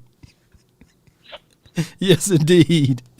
A little raza, in the last offseason, we'd still be battling. What about in the first and the second? And we wouldn't have that. Like, it's very interesting, Lon. Congratulations again on all the success. The hardest working man on YouTube. You provide a service. You saw it. You had the talent, said, I think I can find a niche, and you grew that into what it is today. Congratulations again. Thank you, man. Thank you so much.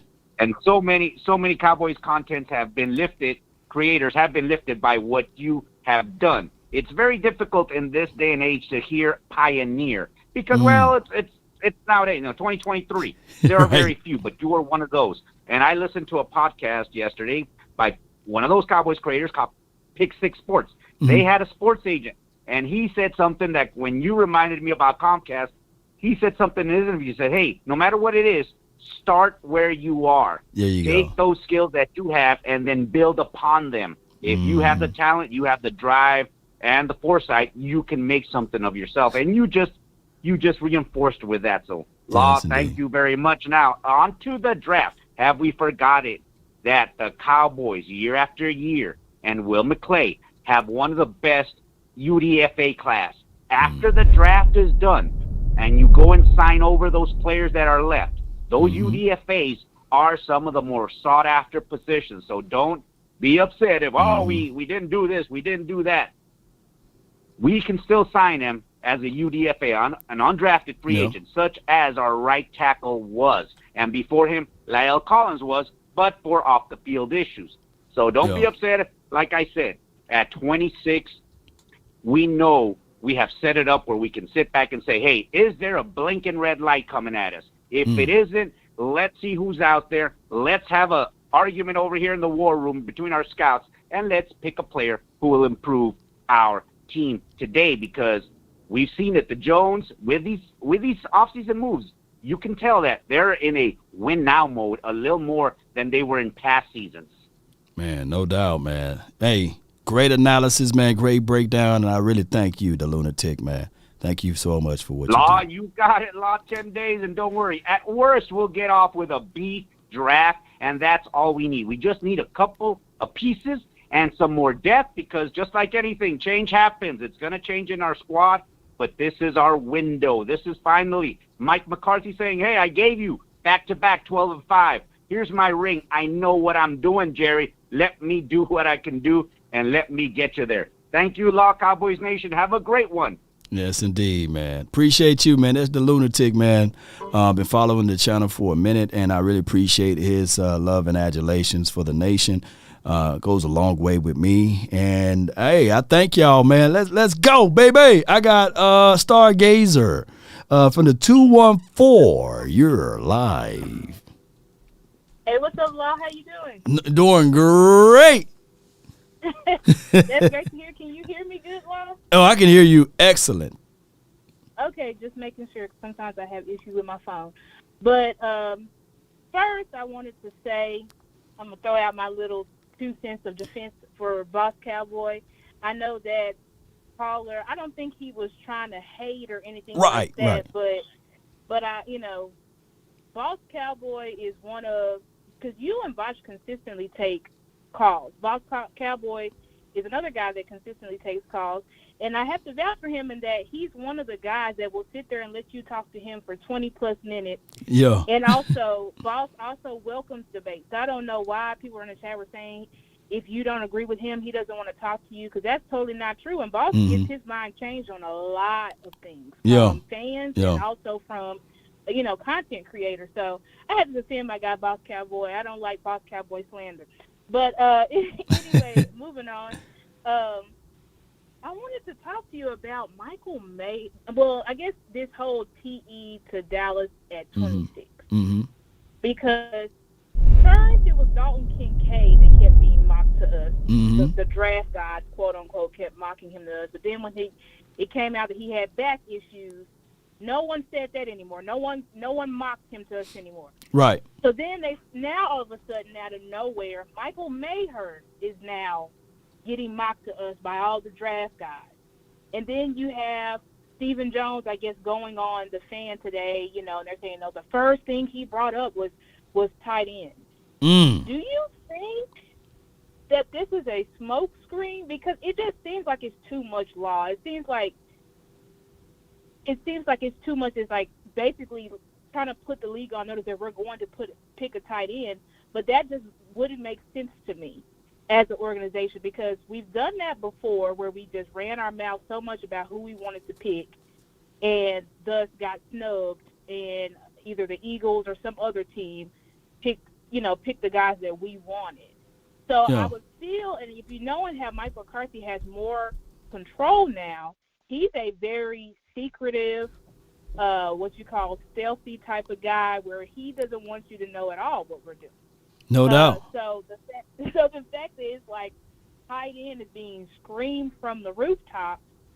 Seems like it may be a little bit of a smoke screen, but what do you think about it, Lost? Tight end is one of those spots. Tight end and running backs is one of those spots that I truly believe you can find good guys in the 3rd and 4th round, right? So by the Cowboys initially saying, yeah, we love tight ends. We don't like them. We love them. And it can't be a miss. If we see Michael Mayer there, we would not pass up on him, which was reported by the athletic Dane Bugler, who's got close connections with the Cowboys. He said a source close to him saying that he don't foresee the Cowboys passing up on Michael. And last week before that, it was Dalton Kincaid. We get it. I see it. The Cowboys do a phenomenal job of drafting. And whoever it may be, I think that the Cowboys are going to make the right selection. Now, the day before the draft, and if we start hearing news and noise about they are really high on a certain player, then we know it's very, very much so tangible. I had, the day before the draft, I had a guy that worked closely. It was a very inside plug, right? And he hit me up and said, Law, when I do this, the Cowboys 9 times out of 10 draft. And I'm going to tell you, 10 times out of 10, the Cowboys draft this guy. And he let me know that the Cowboys were drafting Leighton Vander Esch if he falls to that spot. And I held and I sat on that information. My channel was still new at the time. But if I knew, if I absolutely trusted that guy, I would have went off and said that. But I know for now, you know, when I get that source, when he hit me up, I take it as the gospel for real, and I know for sure I can take it into the bank and check out with good money. So I will let y'all know if that happens this year, you know. Okay, yeah, 'cause I remember you last time, Law, you was getting the picks like 5-10 minutes before everybody. We was like, dang, who was Law's plug? So yeah, we know you be locked in, Law. And I think, yeah, I mean, I'm at the point where obviously we have set ourselves up to go BPA. Mm-hmm. I just don't know if a tight end at 26 will be BPA. I mean, we've heard all the arguments about tight ends in the first round are generally not that great. They don't produce as well as, say, if you get a wide receiver, if you get, you know, an offensive lineman or something like that. So I'm a little bit weary of it, but, you know, I'm not going to crap on the picks because I do trust the front office to draft. Yeah. So I do know whoever they pick. I mean, obviously they've done their research on them in order to, I guess they've done their research. So I know that whoever they pick is going to be a guy that'll be able to actually contribute to our team. Yeah, and whoever lastly, they pick. Mm-hmm. Yeah, and then lastly, I just want to throw out a offensive guard tackle that I think Cowboys Nation should be looking more into. Is Cooper Beebe out of Kansas State. Have you looked at his film at all, Law? Nah, I ain't dived that one. Cooper Beebe? No, it's okay. I mean, I had him on my list, but I just, got to him to look at him because nobody had really been talking about Cooper Beebe. Mm-hmm. But I would advise everybody, if there's content creators listening, fans, look into Cooper Beebe because Cooper Beebe is a guy that plays all across the line, both sides.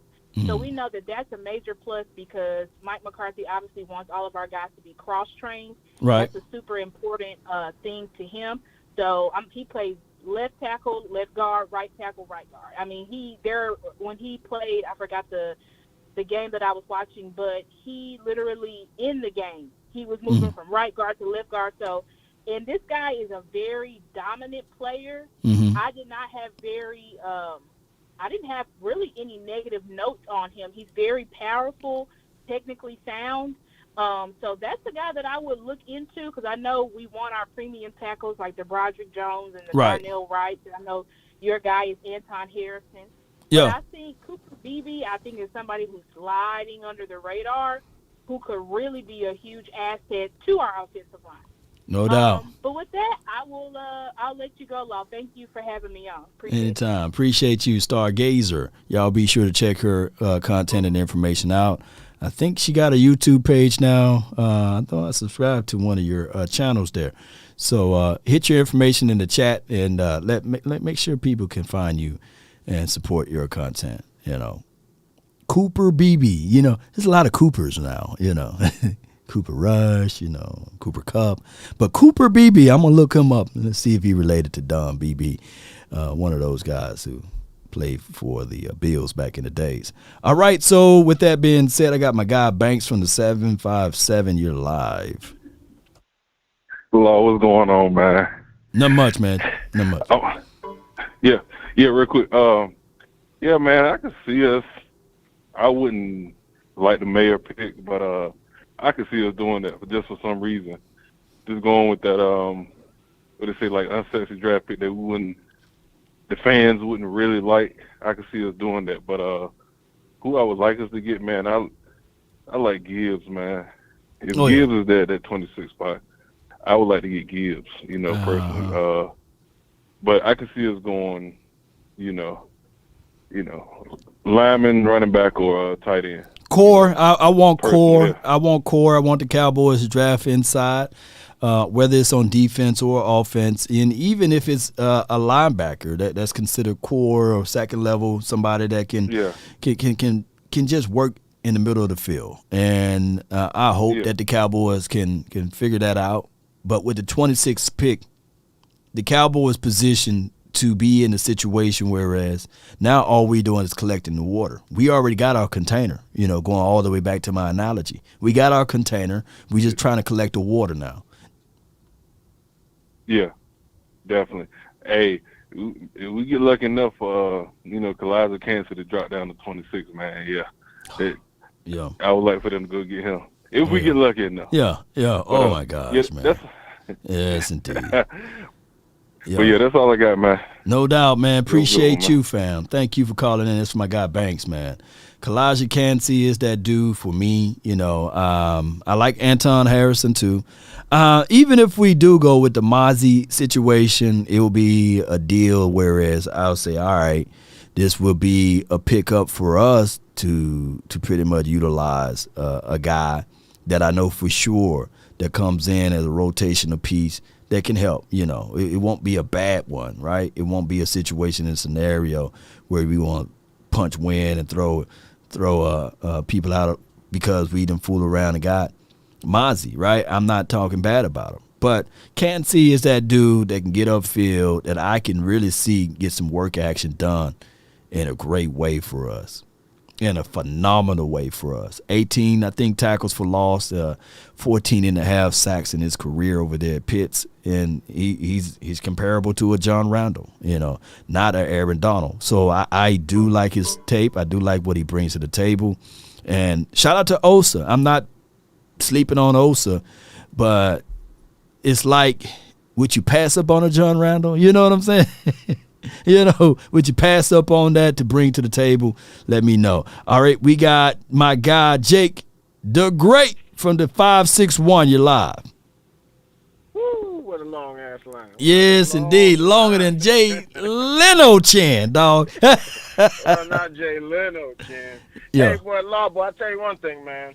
$300 for a date, man. That's a whole car payment if you got a little Honda Accord or something, man. Man, that's like 5-6 dates, man. Man, 300, man. I got the money, but boy, they're gonna be mad at me, man. We going straight to Applebee's. Hey, D.L. Hughley said you order from there, you ordering from the side of the menu. You remember that stand-up comedian D.L. Hughley? Yeah, you ordering from that, you going to be ordering from what side of the menu, so, yes, indeed. Well, I didn't say it to you personally, but happy 100 grand, man. I remember when I first got to your channel, I think you probably just hit 10,000 or something. Yeah. And you know what I mean? It was refreshing to find somebody that kept the off season alive. And you know what I mean? No hate on MJ. I know what he was trying to say, man. What MJ was trying to say is boss content is so good that, sometimes when the teacher's talking and you want to raise your hand, but the teacher ain't done talking and you just want to say something because she said something so good. Because I be feeling like that too. I'm like, when boss be like, all right, let's check out the phones. I'm like, man, where's my phone, man? I start dialing. But the line be shut down by the time I start calling in, though. But, you know what I mean? Shout out to him and all the Cowboys community, man. Everybody's needed. Even people knocking Mark Holmes. Mark Holmes, you put as much videos as you want. I'm going to watch them all. You hear me? So, but, yeah, man, on to this draft, man. I wasn't really feeling the tight end at first. But as I went back and I watched Michael Myers, right? However we see it. I wouldn't be mad at getting him because I want a big body bang. I want a core person like inside, right, the offensive line or defensive line.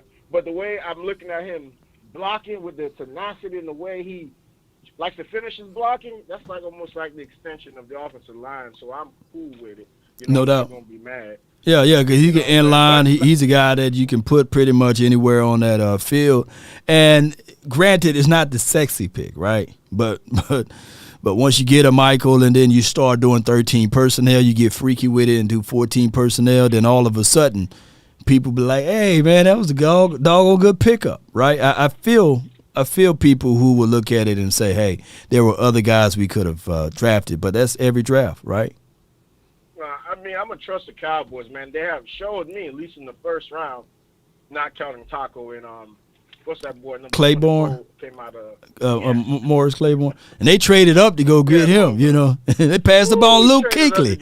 You could have kept your spot. Hindsight 2020. But you know what? Anybody would have traded Mo Claiborne because that brother was balling in college. Man, he was a little Deion Sanders. Everything was, they threw it in the air, Mo Claiborne picking it off. But he got to the NFL and just forgot how to play. Yeah. But Law, I don't want to hold you up. I know you got millions of callers, man. Congratulations. I'll be here for the next $100,000. You know what I'm saying? Appreciate you, fam. Thank you, man. Yes, indeed. Maybe one day I'll grow this platform and channel to be like Mr. Beast. I give out here. Hey, the 14th caller, you get $10,000. You know what I'm saying? Be watching Mr. Beast videos, man, and he be doing some crazy things, man. You know, hey, we're going to give everybody $40,000 that's in the chat right now. You know, all you got to do is type in these numbers, these series of codes, and he give out $40,000, man. I've seen him give out $150,000. A Porsche, a Lexus. I can't wait. I wish I can be on that level right there. You know what I mean? Mr. Beast. Mr. Beast can start him a YouTube channel, a whole new YouTube channel tomorrow, and you have 1 million subscribers, man. Hey, for the 100th subscriber, I'm giving away $1 million. You'd be like, yeah, I'm over there on Mr. Beast channel. But that's the power of content creations. Always think outside the box. I got from the 254, you're live. Hey, how's it going? Man, well, I can't complain, fam. Man, I was just wondering what y'all think we should really do at receiver. We're loaded at the receiver position, but we have no size. And they say that Quentin Johnson's supposed to be dropping down 20 to 28. You know what I'm saying? Like, every receiver that we have is probably under 6'1". You got no size. You see what the Eagles did when they got A.J. Brown and Devontae Smith? They went crazy. You can't stop them. Now I see what you're saying there. You know, size and everything. Because Smitty, he need a sandwich, but he can figure out ways to find soft spots in the zone and catch it. AJ brings that big physical type of wide receiver to the table for them. If you want size, we do got size receivers. I like a guy coming out of Ole Miss by the name of Jonathan Mingo. I think that he can be a guy that you can get far as size in maybe the 90th pick at earliest at the 58. But I feel you. If Quentin Johnson is there, I'm drafting Quentin Johnson over Mayer, though. You know, I am. Oh, yeah. I mean, the thing is we could possibly trade Michael Gallup to get some more picks because, you know, like after his ACL injury, you know, it might have been the ACL last year, but now we got Brandon Cooks. So, I mean, if you got Brandon Cooks, you got 3 receivers that can basically all do the same thing. Like, it's good to have, you know, quality in a position and have a bunch of people, but you really need, you know, like a Mike Evans, a A.J. Brown, just somebody that can go up there that can get the ball. That's why Zeke has so many touchdowns in the red zone, because who do you throw it to out there whenever everybody's the same size as the cornerbacks? You don't have, like, Terrell Owens used to go out there and go up and get it. Right. You know what I'm saying? We don't have that no more. Des Bryant used to go out there and get up and get it. Right. We don't have that. We're missing that. That's what the Cowboys are missing right now for Dak Prescott. Like, we could probably get, you know, a Deuce Vaughn or a running back in the second round, so I'm not really too pressed about Bijan Robinson if he's gone. Right. You know what I'm saying? And maybe trading Michael Gallup to get another second-round pick to maybe draft an offensive lineman or maybe even a third-round pick for him might not be too bad of an idea for them to think about. Yeah, the only thing is with trades, you got to have a dancing partner, and what we see is what other teams see. And 9 times out of 10, when you have a car that got those little door dings on it and scratches, and they'll do the Carfax, and they'll say, hey, man, this guy's injured. He's damaged goods, and why would we pick up the contract too? Because the Cowboys did just extended him. So a team that you got to trade with got to honor the contract, or the Cowboys got to pay for that, and they pick up a 3rd round or a 4th round, and it'll be an unknown. So I get with what you're saying. The best thing for the Cowboys to do is have MG13 to ball out before the trade deadline, maybe week 1, week 2, week 3, and then you can put a trade tag on him from there and get another wide receiver that you want, or you can say, okay, we had chalked that up for as far as the offensive coordinator didn't know what to do with Michael Gallup by having him putting so much pressure on those knees. I think it was like 8 out of the 17 interceptions that Dak Prescott threw came in the directions of Gallup and Noah Brown. You don't have that problem for the 2023 season.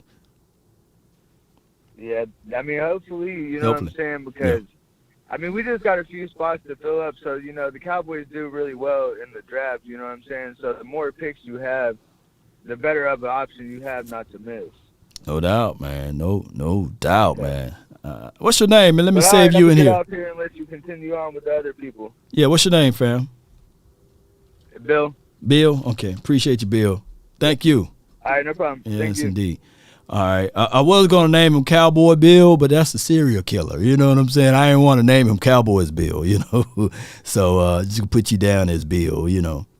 I don't want to name you Cowboys Bill. Goodbye. All right. So he was the last caller, by the way. I hope you guys get what I'm saying. C. Burleson, he was spot on with the wide receiver. I look, MG13, he's my guy. Met him multiple times, him and Cedric Wilson, especially with the Cowboys experience. You know, we did a great job of doing a whole bunch of things with those wide receivers. The only problem is when you know someone and then you start talking bad about said person or telling them what's happening and what's going on, and then they get mad at it, right? So it is what it is with that. We hope all is well with MG13. I hope that we can lean on this and say, hey, the reason why he kind of played a little sus last year was because he was coming off of it's Buffalo Bill. Woo!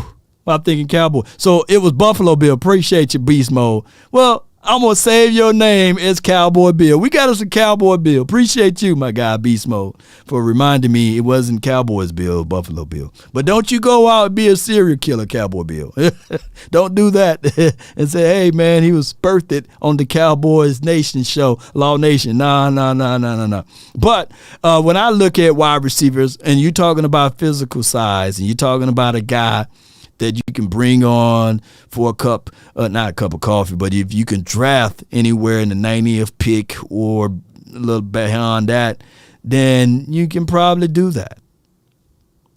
You can probably do that with him. I look at his skill set, and he's a 4'4" guy, big, 6'2", 225. That's your big wide receiver. He can be that guy for you. Or you can go in, draft a tight end, right? Or you can go in and do the philosophy of, I think there's another guy by the name of Bryce Ford, Wheaton, or whatever the guy's name. Apologize for destroying that man's name. But Bryce Ford, he's a big guy. He's the size and range of DK Metcalf, right? Or you can draft a A.T. Perry, right? 6'6". That joker tall. And he ain't like my guy that we had, T.J. Vasher. I think he can get off the LOS. I think that he would be a nice guy, that you can take a look at. The mock draft, you can run a whole bunch of simulators and see who can be a big wide receiver. Dante Demas, shout out to you, Noah. From Maryland, I looked at some of his tape. I didn't dissect his tape like that, but I will look into that. Matt Batten says Bryce Ford Wheaton. That's his name. Okay. A.T. Perry is good. Shout out to him. Let's go. Let's continue to grind and shine. I appreciate everybody who tuned in for this show. Be sure to hit that like button, share this content, let a friend or a neighbor know where to go. If there's other content creators live right now, check them out. I think the volume, my guy Varch Lombardi and Skywalker, they should be live right now. If not, jump in and hit the notification bell for them. They finna talk Cowboys football and beyond, or drafting. And that's the luxury of being a Cowboys fan. We get all corners of the world with us, right? All corners, all different thoughts, man.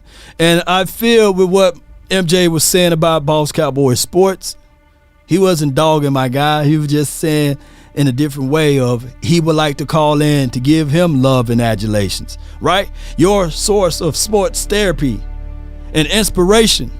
When you go to the About page for me, that's what you see. And that's what a lot of people want to do. They want to be able to be inspired. They want to have that motivation for the nation. One way or another, merch, just click that in the inbox. It's somewhere down there, right? On my page. Shout out to all of the merch people. And we're going to have the 100K merch coming soon to you. Stargazer says, Law, never mind on Cooper BB, not King. He's not declaring yet. Okay, all right, cool. But it's good to be ahead of the curve. Player evaluation is 365, baby. And regardless of the situation and scenario, everyone will have a reason, but results are what matter.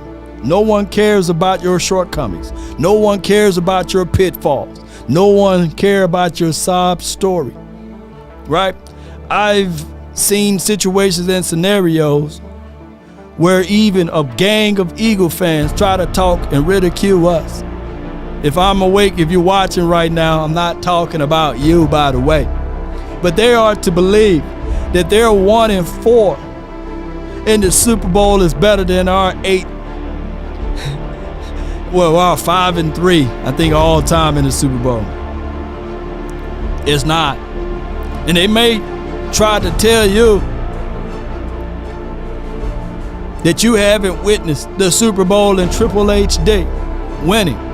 But I come here to tell y'all with the same breath and the same talk track, we have never witnessed a Super Bowl being lost in Triple HD by the Cowboys. So I want you guys to understand that it takes everything that you look at with context. Scorpio says there a zip hoodie. I think I can make one, right? We think we can make one. Fred Warner is an underrated linebacker. Yeah. My guy, native Texan, 1836. And he also was a third-round draft pick, I believe. Let me know if I'm wrong. I think he was a third-round draft pick. So with that being said,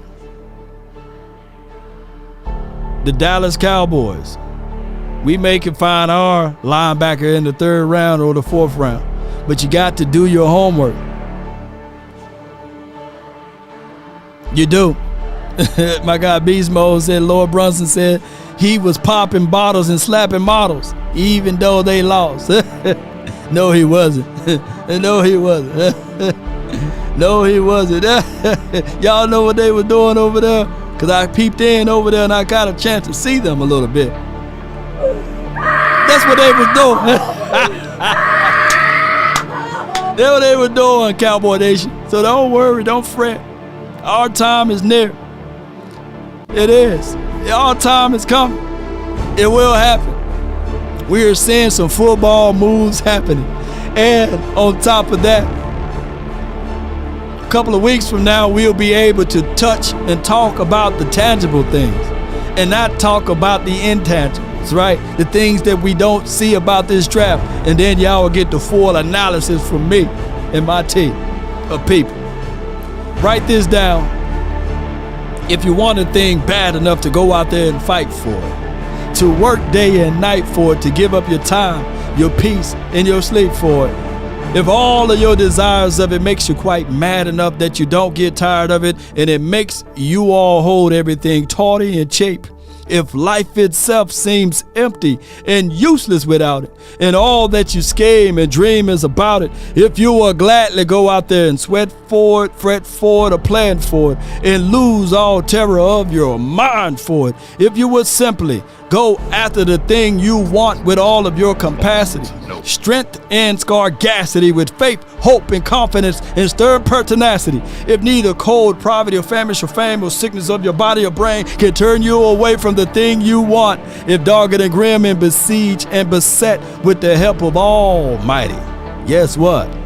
You will get it. Check out my guy Voch Lombardi, continue to help support them over there, and check out Boss Cowboys and everybody else that's watching and that's continue to put out content, Mark Holmes and beyond. Let's go. Let's continue to grind and shine. That's been my time. I really thank you all for yours. And remember, you're listening to nothing but the best. Check them out. I put the raid thing down there in the chat, so y'all be sure to check those guys out. Let's go. Let's continue to grind and shine, baby. Y'all don't have to say Law sent. No. Just put some fire in the chat when y'all go over there. Yeah, let's put some fire up in there. DC for life. Let's go. Damn. Yo. Let's get it, baby. Whoa. Give me my theme music. Oh, yeah. Hey. Huh. Come on. Let's go, baby. I just want to run it up, baby. I just want to run it up, baby. Roll Tide and all that. Shout out to you, Dallas Cowboy hard hitter. Haters love us when the nation is down. The Cowboys will be successful. Yes, indeed. Come on. Hey. What my guy here? What my guy? Here he goes. Shout out to you, SoCal. Robinson, appreciate you. LT, Black Lion Star. Yay. Let's go. Appreciate you. And you. And you, Nick. Come on. Who in law? Hey. Come on. Still the same, not switching sides, now it's about loyalty. About loyalty, baby. You switch sides off for the bag, and that's worth more to me. I mix Nike with designer, I experiment. Come on. You just rock what's on the shelf, and I'm not feeling it. Hey. Search for the one, but baby girl, it's nothing real as this. Can't trust a soul, I keep a hammer. Call it too legit. I've been really in the field, love the rush, I love the feel lately. I just Matt Patton, appreciate you. Don't need no deals, I make the deal. Have to take it to a meal lately. I just want to run it up. Shout out to you, Matt Patton. Appreciate you. Stand alone. Are you still the stand alone complex back in the day? Appreciate you. Thank you for jumping in. Too broke to pay attention. Appreciate you. I love that name, by the way. I just be off the dome. I never own no chrome. Too many foes and clones. Hey. I be at home alone. I be in zones alone. I be on roll alone. I've been really in the field. Love the rush, I love the feel lately. I just wanna run it up. Quinnen Williams. Don't need no deals, I make the deal. Push come to shove, man. Give me Quinnen. Give me some Quinnen Williams, baby. I bet you I see a lot of fire coming over there on the Voch Lombardi side, man. I appreciate y'all. He like, where that fire coming from? Yo, let's go. I appreciate y'all. DC for life. Let's go. Lately, I just wanna run it up. Bartek, what is your profession? Lately, I just wanna run it up. Come on, DJ Law time for your mind. It's the room filler. Don't let that street light hit you. Come on. Oh, so you standing alone. Okay, you're not standing alone complex. We used to have a guy by the name of Stand Alone Complex. My bad. Two different guys. But I like both of y'all names. Let's go. Yeah. Take a bite of my burger, babe. Save the last bite for you. And you. For you. Don't let the street lights hit you all alone. The danger, baby. You know it's dangerous to go alone. Where my guy at? Uncle Charles. Don't let the street lights hit you.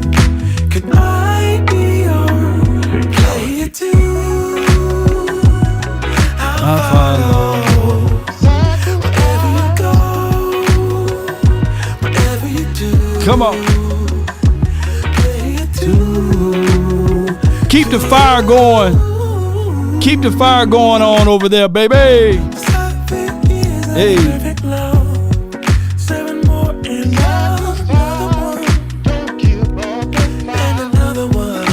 Come on.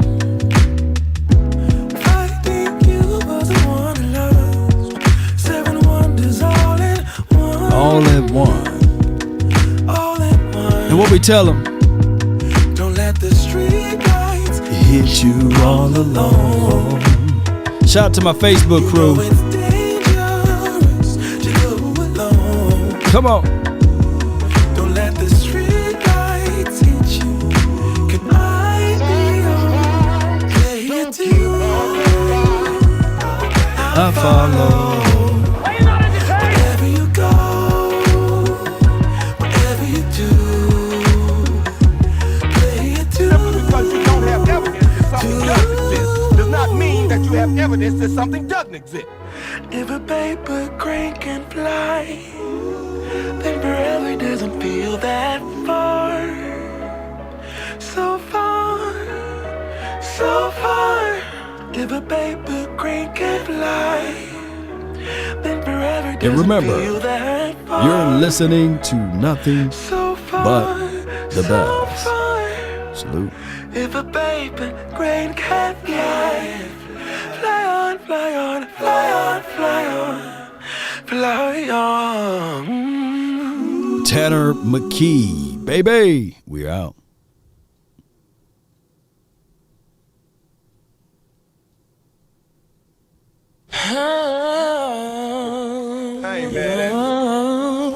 I ain't mad at you. I ain't mad at you. I ain't mad at you.